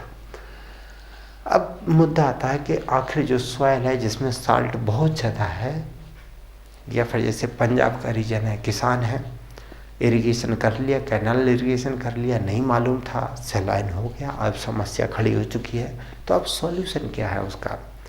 तो सॉल्यूशन के लिए फिर अपने पास 4-5 चीज़ें हैं। पहला तो है कि जो कैनाल इरिगेशन दे रहे हैं उसे बंद किया जाए, या फिर इस टाइप का कोई अल्टरनेटिव नहीं है तो जो कैनाल इरिगेशन है उसे एक सिस्टम से निकालते हैं और जो वाटर है, फर्स्ट थिंग वाटर को फिल्टर किया जाएगा जिससे साल्ट को निकाला जाए। दूसरा, कितना भी निकालो थोड़ा बहुत तो साल्ट बच ही जाते हैं, तो वाटर को हम ड्रिप इरिगेशन, फ्लड की जगह ड्रिप इरिगेशन करेंगे जिससे कम से कम पानी की ज़रूरत हो। तो एक तो ये तरीका है। दूसरा है जो ज़मीन है अपनी, जो सॉइल है, वो जनरली क्या होता है, कुछ टाइम बाद, खासकर जब गर्मियों में अपन छोड़ देते हैं तो नीचे से पानी इवापोरेट होता रहता है। तो जो पानी इवेपोरेशन का आता है वो सरफेस पे साल्ट इकट्ठे कर देता है। तो जनरली जब भी हम खेती करना शुरू करते हैं उससे पहले उसकी जो सुपरफिशियल लेयर है उसको हम स्क्रैप कर देंगे, स्क्रैप कर देते हैं जिससे कि इसके जो साल्ट हैं वो पूरे इकट्ठे निकल आए। तो स्क्रैपिंग द साल्ट। दूसरा एक तरीका होता है कि इस एरिया में हम इस टाइप से बाउंड्री बना देंगे इसकी, जो भी अपने पास खेत है, आपके पास ये फार्म का एरिया है तो इसका जो बाउंड्री है उसे बना देंगे और इसमें पूरी में फ्लड पानी भर देंगे। पानी कौन सा भरेंगे? सही वाला, कैनाल वाला नहीं। कैनाल का तो फिर तो समस्या वही हो गई। यहाँ पर साफ पानी भर देंगे। अब पानी भरने से क्या होगा, पानी समय के साथ धीरे धीरे खेत में परकोलेट होगा, धीरे धीरे नीचे परकोलेट होगा। जब नीचे परकोलेट होगा तो जो है पानी परकुलेशन के साथ साल्ट के मॉलिक्यूल्स को भी नीचे लेके जाएगा। इस टाइप से परकुलेशन से भी इसकी जो सैलिनिटी है उसे कुछ हद तक कम कर सकते हैं। तीसरा ऑप्शन ये होता है कि कई बार हम परकुलेशन के साथ साथ, जैसे अपने पास ये फार्म है, यहाँ पर तो हम फ्लड इरिगेशन करेंगे लेकिन इसके साइड में भी इस टाइप से ट्रेंचिंग कर देते हैं। तो क्या होगा कि पानी जो है वो साइड में आ जाता है कई बार, क्योंकि नीचे हार्ड पैन है तो ये साइड की जो ट्रेंच है, जब पानी इधर देंगे तो ये ट्रेंचों में पानी आ जाता है। ये ट्रेंच में जो पानी कलेक्ट किया इसे फिर हम बाहर फेंक देंगे, बाहर पंप कर देंगे। इस टाइप से क्या होगा कि हम मिट्टी से जो साल्ट थे उन्हें बाहर रीच कर रहे हैं। तो इस टाइप से ट्रेंचिंग खोद दी जाती है। तो ये जो तरीके हैं वो भी हो गए। फिर एक और काम किया जाता है, क्योंकि यहाँ पर जो हार्ड पैन है वो भी एक समस्या है। हार्ड पैन की वजह से क्या होता है कि अगर आप फ्लडिंग भी दे रहे हो जिससे कि साल्ट के मॉलिक्यूल नीचे ज़मीन में चले जाए, वो हार्ड पैन की वजह से नहीं जा पाते हैं। तो आपको बीच बीच में हार्ड पैन के लिए भी ब्रेक करना पड़ता है। और ब्रेक करने के बहुत सारे तरीके हैं। कुछ लोग क्या करते हैं कि वहाँ पर 4 मीटर या 6 मीटर का गड्ढा खोदेंगे और वहाँ पर कुछ ऐसे केमिकल को डंप कर देते हैं जो कि जो हार्ड पैन बनाने वाला केमिकल है उसके साथ रिएक्ट करके उसे ख़त्म कर देंगे। जैसे कि अगर कैल्शियम कार्बोनेट का हार्ड पैन है तो उसके एंटी जो होंगे उनको वहाँ पर डंप किया जाएगा। तो इस टाइप के फॉर्मेशन के वो काम किए जाते हैं। उसका डीप टिलेज है, ये भी किया जाएगा। डीप टिलेज का मतलब बहुत गहराई से खेत की जुताई कर दी जाएगी। पर्पज़ यही होगा कि जो साल्ट है वो थोड़े मिक्सअप फॉर्म में आ जाए। ट्रेंचिंग वगैरह है, ये हो ही चुका है। ड्रेनेज वगैरह है और साल्ट फ्री इरिगेशन, ये अपने पास बेसिक मैकेनिज्म है कि सॉइल को कैसे रिक्लेम किया जाए। ये तो रहा अपने मैकेनिकल मेथड। केमिकल मेथड में क्या आएगा, साल्ट यानी कि सैलिनिटी बहुत ज़्यादा है तो हम कुछ ऐसे केमिकल को सॉइल में ऐड करेंगे जिससे उसका पीएच का लेवल न्यूट्रल आ जाए, 7 लेवल पे आ जाए। क्योंकि हाई पीएच की वजह से, यानी कि सैलिनिटी 8 है, 9 है, 10 है, उसकी वजह से क्या होता है, बहुत सारे ऐसे बैक्टीरिया जो एसिड फॉर्मेशन कर सकते हैं वो भी वहाँ नहीं रहते। वो नहीं रहते तो उल्टा पीएच और बढ़ता है। अगर हम उनके फेवरेबल का एनवायरनमेंट कर दें तो बहुत सारा पीएच तो वो खुद ही एसिड को क्रिएट कर करके मेंटेन कर लेते हैं। तो इसलिए सबसे पहला तो अपने पास एक रास्ता होता है जिप्सम का। उस एरिया में जिप्सम को स्प्रे कर देते हैं। गवर्नमेंट भी इसे काफ़ी प्रमोट करती है किसानों को कि अगर तुम्हें जिप्सम मंगाना है तो जो अपना ट्रेन से जो उसका किराया होता है वो भी थोड़ा कम कर दिया जाता है। तो इस टाइप से जिप्सम है उसे दे दिया जाता है। लोगों से बोला जाता है कि मोलेसेस जो है उसका स्प्रे कर दो। मोलेसेस जनरली क्या होता है, सिरका जिसे बोलते हैं, जो अपने शुगर कैन फैक्ट्री है तो उसमें लास्ट में जो फर्मेंट वाला मटेरियल है वो है। इसे बोला जाता है कि आप इसे खेत में स्प्रे कर दो, क्योंकि इसमें ऑर्गेनिक मैटर अच्छा है। तो जो बैक्टीरिया है वो आराम से इस पर अटैक करेंगे, इसको कंज्यूम कर जाएंगे और इसका रिजल्ट क्या होगा, यहाँ पर कुछ टाइप के एसिड क्रिएट होंगे और एसिड क्रिएट होंगे यानी कि पीएच नीचे जाएगा। FYM जो अपना गोबर खाद है उसको स्प्रे फैला दिया जाता है खेत में, तो ये भी पीएच को कम करने में अपनी थोड़ी हेल्प करता है। तीसरा होता है बायोलॉजिकल मेथड। बायोलॉजिकल का मतलब है कि कुछ इस टाइप की आप प्लांटेशन करिए, कुछ इस टाइप की वेजिटेशन को ग्रो करिए, ग्रास को ग्रो करिए जो उस रीजन में हाई साल्ट वाले कंडीशन में भी ग्रो कर जाए। जैसे कि फॉर एग्जांपल के लिए आंवला। आंवले के साथ क्या होता है, इम्ब्लिका ऑफिसिनालिस, ये आराम से कैल्शियम कार्बोनेट रिच सॉइल में ग्रो कर जाता है और उस सॉइल से कैल्शियम कार्बोनेट को कैच करता है और उसे अपने फ्रूट में स्टोरेज कर देता है, जिसे हम आंवला बोलते हैं। अब उससे होगा क्या, जो फ्रूट में उसने स्टोर किया इस टाइप से वहाँ के कैल्शियम कार्बोनेट को उसने एब्जॉर्ब करके फ्रूट में कर दिया और फ्रूट हम लोगों ने तोड़ के लेके चले गए। तो इस टाइप से वहाँ की मिट्टी से कैल्शियम कार्बोनेट धीरे धीरे ग्रेजुअली वो कम कर रहा है। तो एक ये बेनिफिट हो जाता है। तो इस टाइप से हम वेजिटेशन को भी वहाँ पर ग्रो करके उसकी जो सैलिनिटी है उससे कुछ हद तक हम कम कर सकते हैं। अब अपने इससे कुछ रिलेटेड क्वेश्चन है, what were the characteristics of saline and alkaline soil. Alkaline soil के कैरेक्टर क्या है, उनको रिक्लेम कैसे किया जाए, distinct feature of saline alkaline soil. Remaining question पढ़ लेना, मैं उम्मीद करता हूँ ये जो चीज़ें हैं इतनी कुछ टिपिकल नहीं बची है, आप इन्हें आराम से पढ़ के समझ सकते हैं।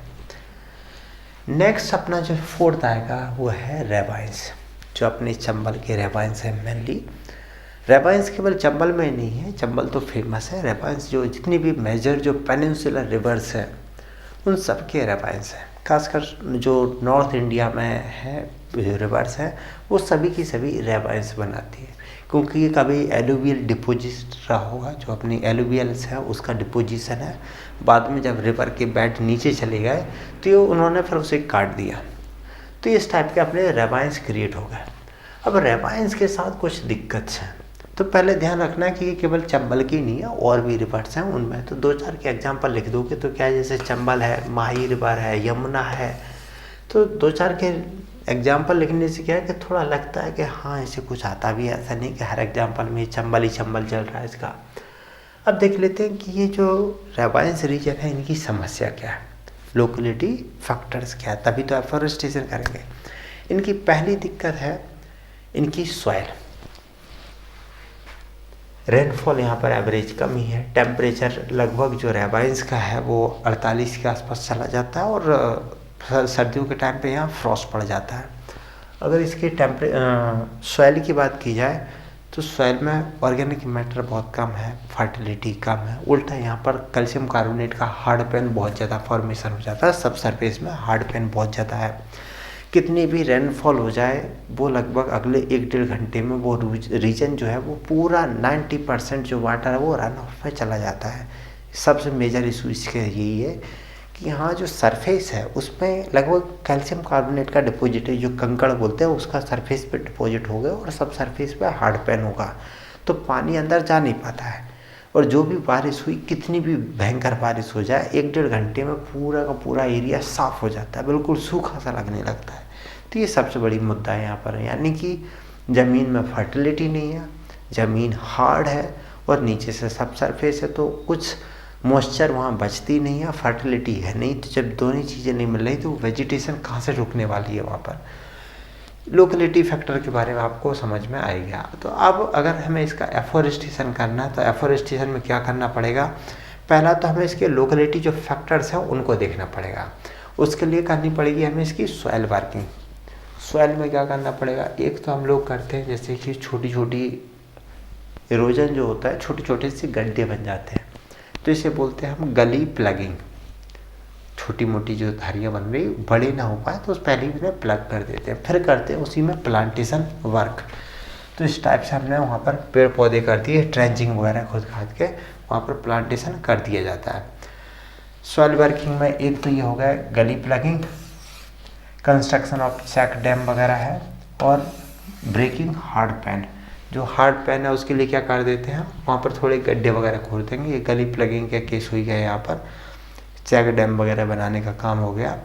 फिर यहाँ पर अपने ये जो गड्ढे वगैरह खोद दिए, जिससे जो हार्ड पैन है, ये जो गड्ढे होते हैं वो थोड़ी डेप्थ तक जाते हैं, अपने जो हार्ड पैन का लेवल है वहाँ तक, जिससे एक गड्ढों में क्या करेंगे कि लूज मिट्टी भर देंगे, FIM भरेंगे और इसी में प्लांटेशन कर देंगे। तो क्योंकि इसके नीचे का जो हार्ड पैन था वो हमने रिमूव कर ही चुके हैं, तो ये प्लांटेशन जो है वो आसानी से सर्वाइव कर जाती है, वो काफ़ी नीचे तक आराम से ग्रोथ कर जाती है। सॉइल वर्किंग में यही देखना था। नेक्स्ट है इससे रिलेटेड ये एयर सीडिंग है। इसको हम पहले भी देख चुके हैं, एक बार सिल्वीकल्चर में भी देख चुके हैं इसको, तो इसमें डिस्कस करने का कुछ मुद्दा बचता नहीं है। नेक्स्ट है अपना कोल्ड डेजर्ट। कोल्ड डेजर्ट को भी मैंग्रोव्स एंड कोल्ड डेजर्ट में काफ़ी डिटेल में देख चुके थे कि कैसे सैलिक्स की प्लांटेशन कर रहे हैं। प्लांटेशन से पहले क्या करना होगा, साइट को इंस्पेक्ट करेंगे, लोकेलिटी फैक्टर को देखेंगे। फिर कोल्ड एरिया की जो सॉइल है उसकी समस्या है। पहली समस्या टेम्परेचर की है, बहुत ज़्यादा टेम्परेचर नीचे है। मॉइस्चर अवेलेबिलिटी की इशू है। सॉइल जो है वो सॉइल ठीक ठाक है, लेकिन सॉइल में ऑर्गेनिक मैटर नहीं है, मिनरल्स नहीं है, नाइट्रोजन की दिक्कतें हैं। तो उन्हें कैसे अवॉइड किया जाए, प्लांटेशन के तरीके होंगे, गड्ढे खोद करके FIM के साथ प्लांटेशन कर दिया जाएगा। तो वो सारी चीज़ें हम वहाँ पर डिस्कस कर चुके हैं। एक किसी में आती है अपनी लैटेराइट सॉइल। लैटेराइट वाला जो है वेस्टलैंड है, उसमें जो कोस्टल रीजन है उसमें। तो अब लैटेराइट सॉइल को हम लोग पहले देख चुके हैं। तो इसकी जो कैरेक्टर थे, यहाँ पर सस्की ऑक्साइड जो थे वो केवल ऊपर की सॉइल में रह जाते थे, रिमेनिंग जो बेस था वो नीचे चला जाता था, यानी कि सॉइल जो है थोड़ी एसिडिक हो जाती थी। हाई रेनफॉल वाला रीजन है, हॉट एंड ह्यूमिड कंडीशन वाला है। तो ये सारी चीज़ें लैटेराइट सॉइल में हम लोग पहले देख चुके हैं। तो अब अगर मैं आपसे ये बोलूँ कि जो लैटेराइट सॉइल है ये भी एक वेस्टलैंड है, खासकर वेस्टर्न घाट रीजन में। तो इसका डिस्ट्रीब्यूशन क्या होगा, तो मैं उम्मीद करता हूँ आपको मालूम होगा कि एक तो अपना जो वेस्टर्न घाट रीजन है उसमें है ये, फिर उधर जो आसाम वाला रीजन बताया गया था उस रीजन में भी इसका डिस्ट्रीब्यूशन है, और बीच में भी कुछ जो फिंगर टाइप की बताया था कि जो साउथ इंडिया की जो हिल्स हैं वो फिंगर टाइप की है। तो जैसे कुछ आंध्र प्रदेश का रीजन है, कुछ वेस्ट बंगाल का रीजन है, वहाँ पर भी लैटेराइटिक सॉइल है, तो ये वहाँ पर भी है। अब आती है इनकी लोकेलिटी फैक्टर। लोकेलिटी में क्या होंगे, वही है 4 फैक्टर आएंगे, क्लाइमेटिक, एडाफिक, टोपोग्राफिक, बायोटिक। अब सपोज एक एक करके पढ़ लेते हैं कि लैटेराइटिक सॉइल में कौन सी होंगी। क्लाइमेटिक कैसा है, ये हॉट और ह्यूमिड रीजन है, रेनफॉल बहुत दर होती है।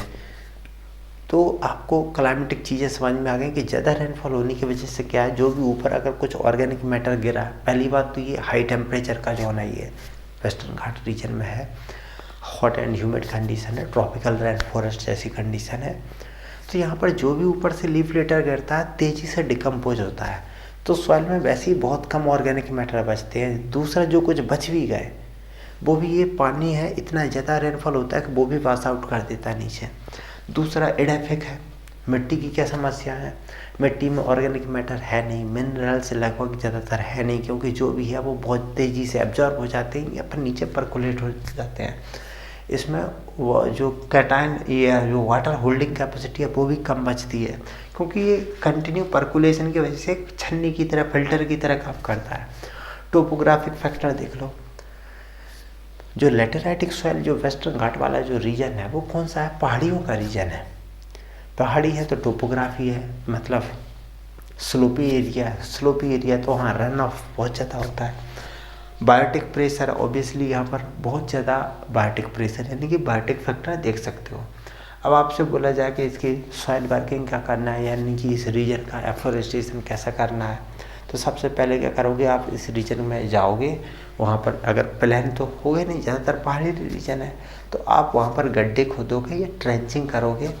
ट्रेंचिंग में कोशिश करोगे कि जो हार्ड रीजन है वो वहाँ की एक तो सॉइल रिलीज हो जाए, और इस हार्ड रीजन में अगर कोई हार्ड पैन का फॉर्मेशन हो रहा है 1-1.5 मीटर तक, तो उससे अवॉइड किया जा सके, उससे बचा जा सके। तो जनरली हम लोग वहाँ पर ट्रेंचिंग कर देंगे, बड़े बड़े गड्ढे खोदेंगे, उसमें अपनी साइड से FYM जो ग्रीन मैन्योर है उसे डंप करेंगे, उसमें भरेंगे। इसके बाद उसमें हम प्लांटेशन कर देंगे और कोशिश करेंगे कि उसमें ज़्यादा से इधर उधर का पानी ना भरे, तो साइड से सराउंडिंग जो है वो बाउंड्री सही से करेंगे, जिससे उस रीजन को ज़्यादा पानी ना मिले। नहीं तो ज़्यादा मिलेगा तो फिर परकोलेशन का वो इशू आ जाएगा।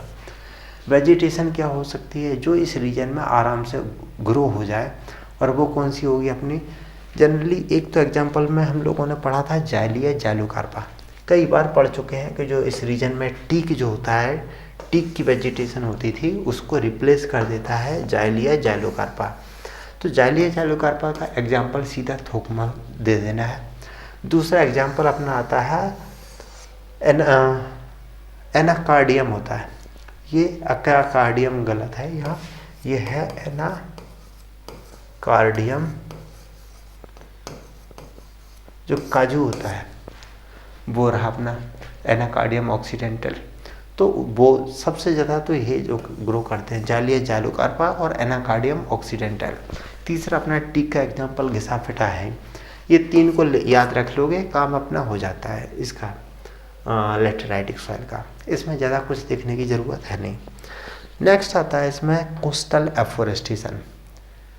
कोस्टल रीजन है, डिस्ट्रीब्यूशन इसमें अगर देखेंगे, सबसे पहला तो अपना पहले डिस्ट्रीब्यूशन आता है, वो चीज़ें आप देख चुके हो कि इसका डिस्ट्रीब्यूशन क्या है। फिर आते हैं इस रीजन के चैलेंजेस क्या है, हम लोग चैलेंजेस को भी देख चुके हैं। जो ट्री स्पीसीज पढ़ा था हम लोगों ने, इम्पोर्टेंट ट्री स्पीसीज, उसमें कैचुराना को डिस्कस किया था। कैचुराना के वो उस डिस्कशन में हमने इसके जो कोस्टल एरिया के जो इशू थे उन्हें डिस्कस कर चुके थे।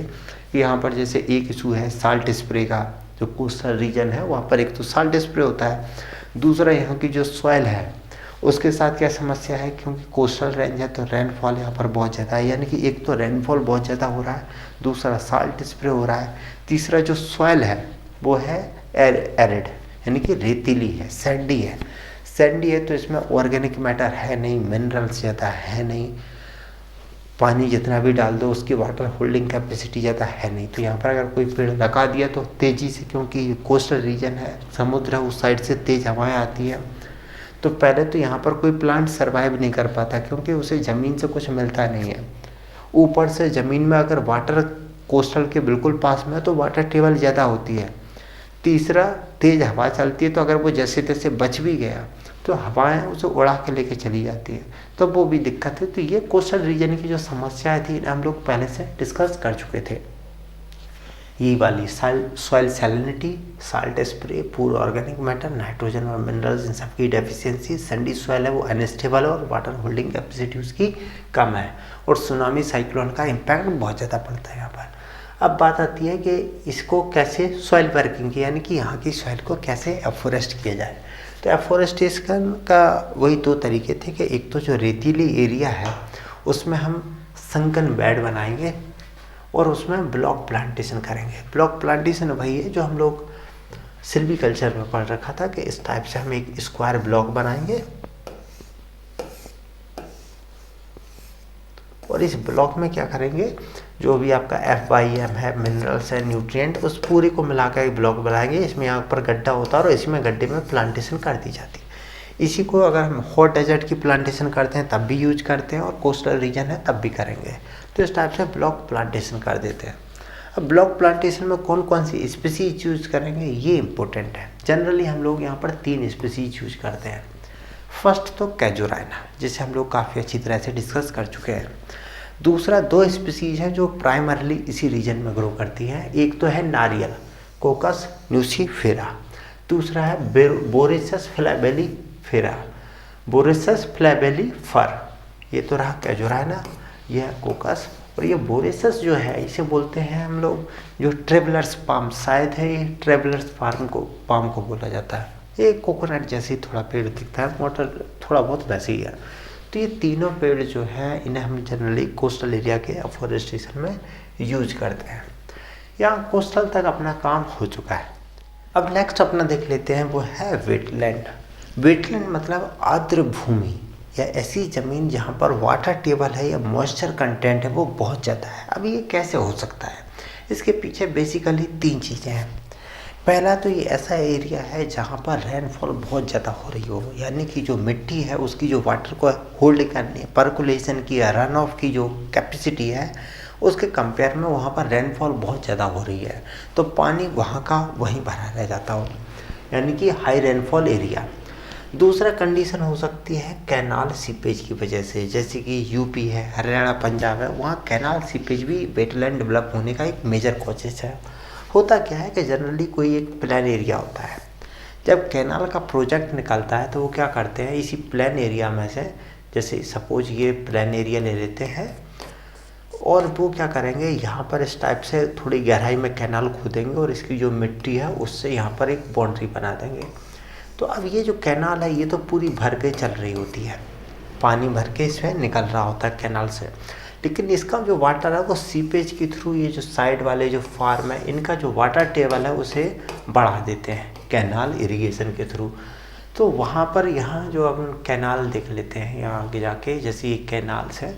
अब आज के टाइम पे हम लोग कच्ची जो कैनाल्स हैं उन्हें पक्का बनाते हैं, लेकिन एक लंबे टाइम तक इन्हें कच्चा ही बनाया गया। तो इस केस में जो साइड के फार्म है उनका जो है सीपेज के थ्रू इन्होंने वाटर टेबल बढ़ा दिया, तो उनमें भी ये वेटलैंड वाली कंडीशन आ जाती है। या फिर नदी है, कोई स्ट्रीम है, उसके किनारे की जो एरिया है वो भी वेटलैंड वाली सिचुएशन कर लेते हैं। या वाटर लॉग कंडीशन कहाँ, स्वैम्पी एरिया है, डिफेक्टिव एरेशन। अब जो इस टाइप के जो वेटलैंड बन जाते हैं वहाँ पर दिक्कतें क्या आती है इस टाइप के वेटलैंड वाली कंडीशन में? पहला दिक्कत है कि यहाँ की मिट्टी में जो एयर है उसका लेवल कम हो जाता है, मॉइस्चर का परसेंटेज बढ़ जाता है, यानी कि एनारोबिक कंडीशन बन गई। एनारोबिक कंडीशन बनने से बहुत सारे ऐसे बैक्टीरिया जो कि एनारोबिक टाइप के होते हैं वो एक्टिव हो जाते हैं, तो जनरली वहाँ पर जो नाइट्रोजन है उसको ख़त्म कर देते हैं वो लोग। बहुत सारे मिनरल्स हैं जो अनअवेलेबल फॉर्म में चले जाते हैं, क्योंकि एनारोबिक कंडीशन का मतलब वहाँ का जो पीएच है वो धीरे धीरे डाउन जाता जाएगा, एसिडिक बनाने लगेंगे सॉइल को, तो मिनरल्स की अवेलेबिलिटी कम हो जाएगी। अब यहाँ पर जो पेड़ अगर कोई ग्रो भी करता है तो वो क्या करेंगे, उसकी जो रूट्स हैं वो ज़मीन से ही ऑक्सीजन लेती हैं, ज़मीन से ही मिनरल्स लेती हैं, क्योंकि रूट्स ज़मीन में ही है। अब जो सॉइल है उसमें जब ऑक्सीजन का लेवल कम हो जाएगा तो रूट्स की डेथ होना ज़रूर हो जाती है। वो एक टाइप से सिम्टम जो है वो मिनरल्स डेफिशिएंसी के सिम्टम शो करना शुरू कर देते हैं, तो वो दिक्कत होती है एनारोबिक की वजह से। अब यहाँ पर आता है कि इस टाइप की जो कंडीशन बन रही है वाटर लॉगिंग की, इसको कैसे दूर किया जाए। ये जो वेटलैंड की कंडीशन बन रही है तो उसमें जैसे रिवर है, कहीं कोई नदी है, उसको तो कुछ कर नहीं सकते हम, वो जो जा रही है वो जा रही है। दूसरा, ऐसी कंडीशन जहाँ वेटलैंड जो डेवलप हो रहा है वो ह्यूमन फैक्टर की वजह से हो रहा है, उन्हें दूर किया जा सकता है। जैसे कि कैनाल्स हैं, पहले कैनाल्स जब कच्ची होती थी तो साइड में सीपेज की वजह से समस्याएं थी, लेकिन आज हम कैनाल्स जो है कंस्ट्रक्शन करते हैं वो थोड़ा पक्का करते हैं। कैनाल्स जो वेस्टलैंड था इसमें लास्ट में एक कैनाल प्लांटेशन भी थी, तो उसे भी यहीं पे देख लेते हैं कि कैनाल साइड में जो सीपेज था तो ये जो बाउंड्री पे प्लांटेशन कर दिया जाता था। ठीक है, ज़्यादा कुछ इसमें है नहीं, बस ये समझ लो कि यहाँ पर वेटलैंड है तो यहाँ ऐसी प्लांटेशन करेंगे, ऐसे ट्री को सपोर्ट करेंगे जो हाई वाटर टेबल में ग्रो कर जाए। जैसे उनमें एक आता है यूकेलिप्टस, दूसरा आता है अपना डलवर्जिया सिसु और तीसरा आता है टर्मिनेलिया अर्जुना। ये 3 बेस्ट स्पीसीज हैं जो वाटर लॉग एरिया या वेटलैंड जैसी कंडीशन में आसानी से सर्वाइव कर जाती है। हालांकि ये जो कैनाल इरिगेशन है, जो आज के टाइम की जो कैनाल्स हैं, इनमें एक डिफेक्ट भी चल रहा है। ये वाइल्ड लाइफ मैनेजमेंट में भी हम लोग इसे डिस्कस करेंगे। कुछ टाइम पहले, अभी 2-3 दिन पहले भी एक वीडियो वायरल हुआ था जिसमें खासकर जो अपने कैनाल से जब किसी नेशनल पार्क या वाइल्ड लाइफ सेंचुरी से निकल जाती हैं, वहाँ दिक्कत क्या है कि पानी देख करके जो वाइल्ड एनिमल्स हैं वो उसमें पानी पीने चले जाते हैं और उसमें इंटर कर जाते हैं। अब ऐसी कैनाल में जब एनिमल इंटर कर जाते हैं तो इंटर करना तो उन्हें आसान होता है, लेकिन उससे निकलना उन्हें मुश्किल पड़ जाता है। अब जैसे एलिफेंट का ये केस था, पूरे नेशनल लेवल पर वायरल हुआ था वीडियो। इसे इंसानों ने देख लिया तो फिर उन्होंने इस टाइप की स्ट्रक्चर बनू के उसे निकाल लिया। अदरवाइज वो 2-3 दिन से उसी पानी में फंसा था, निकल नहीं पा रहा था, क्योंकि ये कैनाल में कोई रास्ता तो है नहीं, चली गई तो 100 किलोमीटर तक चली गई, एलिफेंट कहाँ तक सर्वाइव करेगा। तो वो दिक्कतें यहाँ आ जाती है। 3 स्पीसीज है, उन्हें देख लिया है।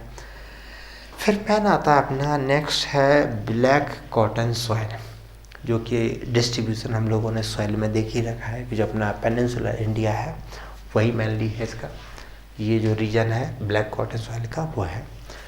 इसमें और बहुत ज़्यादा डिटेल की ज़रूरत नहीं है, मेन मुद्दे जो फैक्टर है लोकेलिटी के उन्हें डिस्कस करते हैं। ये ब्लैक कॉटन सॉइल है, ब्लैक सॉइल। ब्लैक सॉइल के जो पार्टिकल हैं वो बहुत छोटे होते हैं। इसकी वजह से क्या होता है कि अगर यहाँ पर पानी गिरे, रेनफॉल हो, तो पानी आसानी से नीचे नहीं जा पाता है, पानी वहाँ भरा रह जाता है। पहली तो ये दिक्कत है, यानी कि वाटर लॉगिंग बहुत जल्दी होता है। दूसरा जो मेन समस्या है, जब गर्मियों में यहाँ पर पानी ख़त्म होता है तो इसमें क्रैक बनते हैं, और ये क्रैक जो है वो लगभग 1.5 मीटर गहराई तक चले जाते हैं। अब यहाँ समस्या क्या आती है कि अगर आप कोई प्लांटेशन आज कर दो, जब इसमें क्रैक्स आते हैं तो वो प्लांटेशन को डैमेज कर देते हैं। कोई भी पेड़ एकदम तो वो इतना बड़ा नहीं हो जाता कि उसकी रूट जो है वो 25 मीटर नीचे चली जाए। पहले 1-2 साल में जो प्लांट की रूट होती है वो स्टार्टिंग की 1-1.5-2 मीटर की डेप्थ में होती है मेजॉरिटी जो रूट्स हैं, और उसी में जब इसकी 1.5 मीटर गहराई तक के जब क्रैक बन जाते हैं तो होता क्या है कि प्लांट की जो रूट्स हैं, जो रूट हेयर हैं, वो बहुत बुरी तरह से डैमेज होते हैं। तो इस टाइप की सॉइल में मेजॉरिटी के जो प्लांट है, मेजॉरिटी में जो प्लांट्स स्पीसीज हैं वो सर्वाइव नहीं कर पाते इतने हैवी डैमेज को। इनमें सबसे बेस्ट सूटेबल स्पीसीज है बबूल। बबूल यहाँ ग्रो कर जाता है। यही आप देखोगे कि साउथ जो अपने पेनिनसुलर इंडिया है, महाराष्ट्र वाला रीजन है, या फिर यूपी जो है वहाँ पर भी कई जगह ब्लैक सॉइल है, वहाँ पर भी आपको बबूल काफ़ी अच्छी तरह से आराम से ग्रो करता मिलेगा। अदरवाइज इस सॉइल में अदर स्पीसीज को सर्वाइव करना थोड़ा मुश्किल हो जाता है, क्योंकि यहाँ पर डीप क्रैक बन जाते हैं। दूसरा इशू आ जाता है यहाँ पर, वाटर होल्डिंग कैपेसिटी को डिस्कस कर लिया है। यहाँ पर बनता है हार्ड पैन, सब सरफेस में भी थोड़ा हार्ड पैन का फॉर्मेशन हो जाता है। तो फिर उसको कुछ नहीं, गड्ढे खोद देते हैं। पहले तो जब भी प्लांटेशन वर्क करना होता है इस रीजन में, तो उसमें बस वही करते हैं कि एक तो गड्ढा खोद देते हैं गहरा सा, फिर उसमें FYM वगैरह भरू करके प्लांटेशन कर देते हैं। तो गड्ढा क्या है, जब खोदा जाता है तो इस हिसाब से करते हैं कि हम लोग जैसे कंधे तक गहराई का हो, यानी कि हम लोग उसका गड्ढे का जो बेस है वो जो हार्ड पैन है वहाँ तक पहुँचा देते हैं।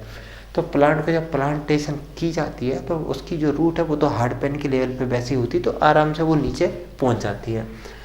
इसमें नेक्स्ट अपना आता है माइनिंग एरिया। जैसे जहाँ पर भी कोई भी एरिया हो, जनरली माइनिंग करते हैं हम ओपन कास्ट माइनिंग। तो ओपन कास्ट में क्या है कि सॉइल जो है, जो पिछले हज़ारों लाखों सालों में जो सॉइल, लूज सॉइल वाला पार्ट डेवलप हुआ था, जो अपर सरफेस पे था, उसे पूरा माइन करके कहीं डंप कर दिया गया होगा, नीचे के मिनरल्स निकाल लिए, और जब ये इकोनॉमिक नहीं बचती है तब इसे छोड़ दिया जाता है। अब इस केस में इस एरिया के साथ समस्याएं क्या है? पहली तो समस्या ये है कि यहाँ पर जो एरिया छोड़ा गया है, सपोज ये छोड़ दी गई है माइन, तो यहाँ की जो सॉइल है उसमें मिनरल्स तो है नहीं, क्योंकि रॉक जो है वो वेदर्ड मटेरियल है, लेकिन अभी सॉइल फॉर्मेशन की केस में नहीं है, तो यहाँ मिनरल्स अवेलेबल फॉर्म में नहीं होंगे। दूसरी समस्या होती है यहाँ ऑर्गेनिक मैटर की, वो भी नहीं होगा इस सॉइल में। तीसरी समस्या है यहाँ पर वाटर की, क्योंकि जैसे जैसे ये जो ओपन कास्ट माइनिंग है, जैसे जैसे हम इसे डीप खोदते जाते हैं, यहाँ पर साइज, जैसे ज़मीन का लेवल ये है, ये गहराई में खोदते जा रहे हैं, तो होगा क्या, यहाँ पर साइड का जो ग्राउंड वाटर है वो धीरे धीरे उसके कैनाल्स जो है वो इसमें कैविटी जो है इसमें ओपन हो रही होंगी, तो कहीं पे पानी इकट्ठा हो रहा होगा। ये लोग क्या करेंगे, उसे पंप लगा के उस पानी को बाहर फेंक देते हैं, पंप आउट कर देते हैं। इस टाइप से धीरे धीरे करके माइनिंग एरिया के आसपास के जो रीजन है उनका जो वाटर टेबल है वो धीरे धीरे करके बहुत नीचे चला जाता है। तो यहाँ एक मॉइस्चर की भी समस्या है, मिनरल्स की समस्या है, ऑर्गेनिक मैटर की समस्या है, और ऑब्वियसली ये जंगल था तो यहाँ बायोटिक प्रेशर तो रहेगा ही रहेगा। आप माइनिंग छोड़ दोगे, जैसे ही छोड़ दोगे बायोटिक प्रेशर वापस आ जाएगा। तो ये सारी यहाँ पर समस्याएं रहेंगी। तो यहाँ पर इशू क्या है अपने, destroy entire soil surface, organic matter absent होगा, फ्री मिनरल्स एब्सेंट होंगे, बायोटिक प्रेशर बहुत हाई होगा। अब बात आती है कि आखिर माइनिंग एरिया को अगर हमें इसका एफोरेस्टेशन करना है तो क्या करना पड़ेगा। तो सबसे पहले तो काम रहता है यहाँ की सॉइल वर्क का, क्योंकि सॉइल में कुछ है ही नहीं। तो आप क्या करोगे, केवल गड्ढे खोदने से काम नहीं चलेगा, आपको थोड़ी ट्रेंचिंग सी खोदनी पड़ती है। क्यों? क्योंकि इस रीजन में अगर ये प्रॉपरली वे में नहीं है तो यहाँ पर रन ऑफ भी होता है बीच की तरफ सीधा सीधा। तो आप यहाँ पर ऐसी ट्रेंच खोदोगे, ट्रेंच जो गड्ढे खोदोगे उसमें बाहर से मिट्टी लेके आओगे, लूज मिट्टी है, फिर ऑर्गेनिक मैटर्स हैं अपने, FYM जो खाद है, यूरिया, DAP, उन सब को मिला करके इन गड्ढों में, ट्रेंचों में भर दोगे और फिर उसमें आप अपनी प्लांटेशन लगाओगे।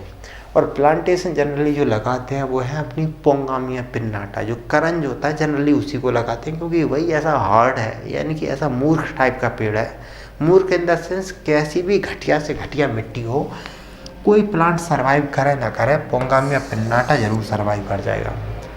दूसरा होता है यूकेलिप्टस की कैमल्डुलेंसिस। कैमल्डुलेंसिस, कैमल मतलब डेजर्टिक एरिया में, तो ये तो वैसे भी वो स्पीसीज है जो डेजर्टिक कंडीशन में ग्रो कर जाती है, तो बस वैसी स्पीसीज यहाँ चाहिए, क्योंकि यहाँ पर भी बिल्कुल डेजर्ट जैसी ही कंडीशन बन जाती है, ज़्यादा कुछ यहाँ पर है तो वैसी भी नहीं है।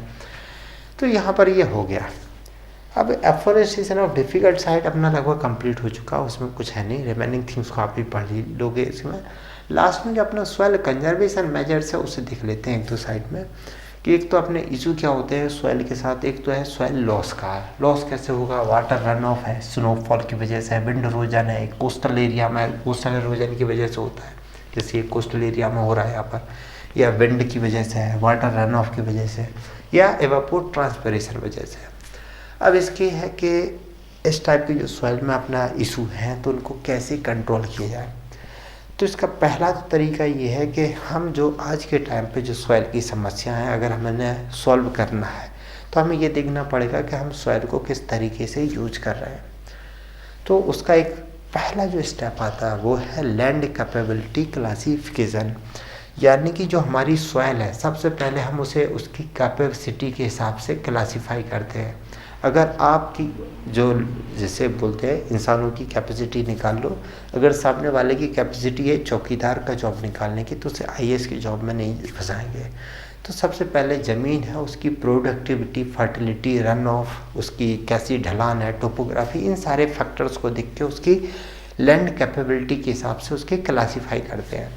यूजुअली इसके 8 ग्रुप में क्लासीफाई किए जाते हैं। ग्रुप हमारे लिए कोई मतलब नहीं है रिटन एग्जाम में, तो उसके हिसाब से क्लासीफाई करते हैं और उस ज़मीन को फिर उसी के हिसाब से यूज किया जाता है।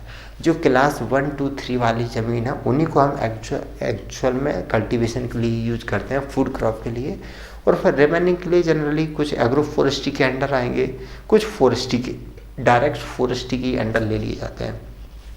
तो पहला काम है सॉइल को इस टाइप से क्लासीफाई करो और उसकी कैपेबिलिटी के हिसाब से यूज करो। दूसरा है कि अगर जहाँ पर हम इस टाइप की एरिया है, हमें फूड क्रॉप लेनी है, तो बेटर हो सकता है कि हम कुछ सिल्वीकल्चरल मेजर्स यूज कर सकते हैं, यानी कि जैसे एग्रो फॉरेस्ट्री वाले जो सिस्टम है उन्हें यूज कर लेंगे कि अल्टरनेट जो है हम जो टेरेसिंग है, बेंच टेरेसिंग, जो टेरेस फार्मिंग करते हैं, पहाड़ों में चले जाओ तो टेरेसिंग मिल जाती है, तो उन सारी चीज़ों को हम लोग यहाँ पर करेंगे। कुछ मैकेनिकल मेजर होते हैं जैसे कि बेसिल लिस्टिंग है, बेंच टेरेसिंग है, कंटूर बंडिंग, इस टाइप के गड्ढे वगैरह करते हैं, उन सारी चीज़ों को करते हैं। कुल मिला के यहाँ पर अपना पर्पज़ यही होता है कि जहाँ पर सॉइल की जैसी समस्या है तो जो कॉजिंग फैक्टर है उन्हें करें, उन्हें मेंटेन करें थोड़ा बहुत, या फिर जो गड्ढे वगैरह हो रहे हैं तो उन्हें इस हिसाब से मेंटेन करें कि रन ऑफ कम से कम हो, वहाँ की सॉइल की प्रोडक्टिविटी बढ़ सके और सॉइल जो है उसे उसी की फर्टिलिटी और प्रोडक्टिविटी के अकॉर्डिंग ही उसे यूटिलाइज किया जाए। इससे ज़्यादा इस सब्जेक्ट में कुछ है नहीं। उम्मीद करता हूँ ये आपको इतना यहाँ तक कंप्लीट हो गया होगा।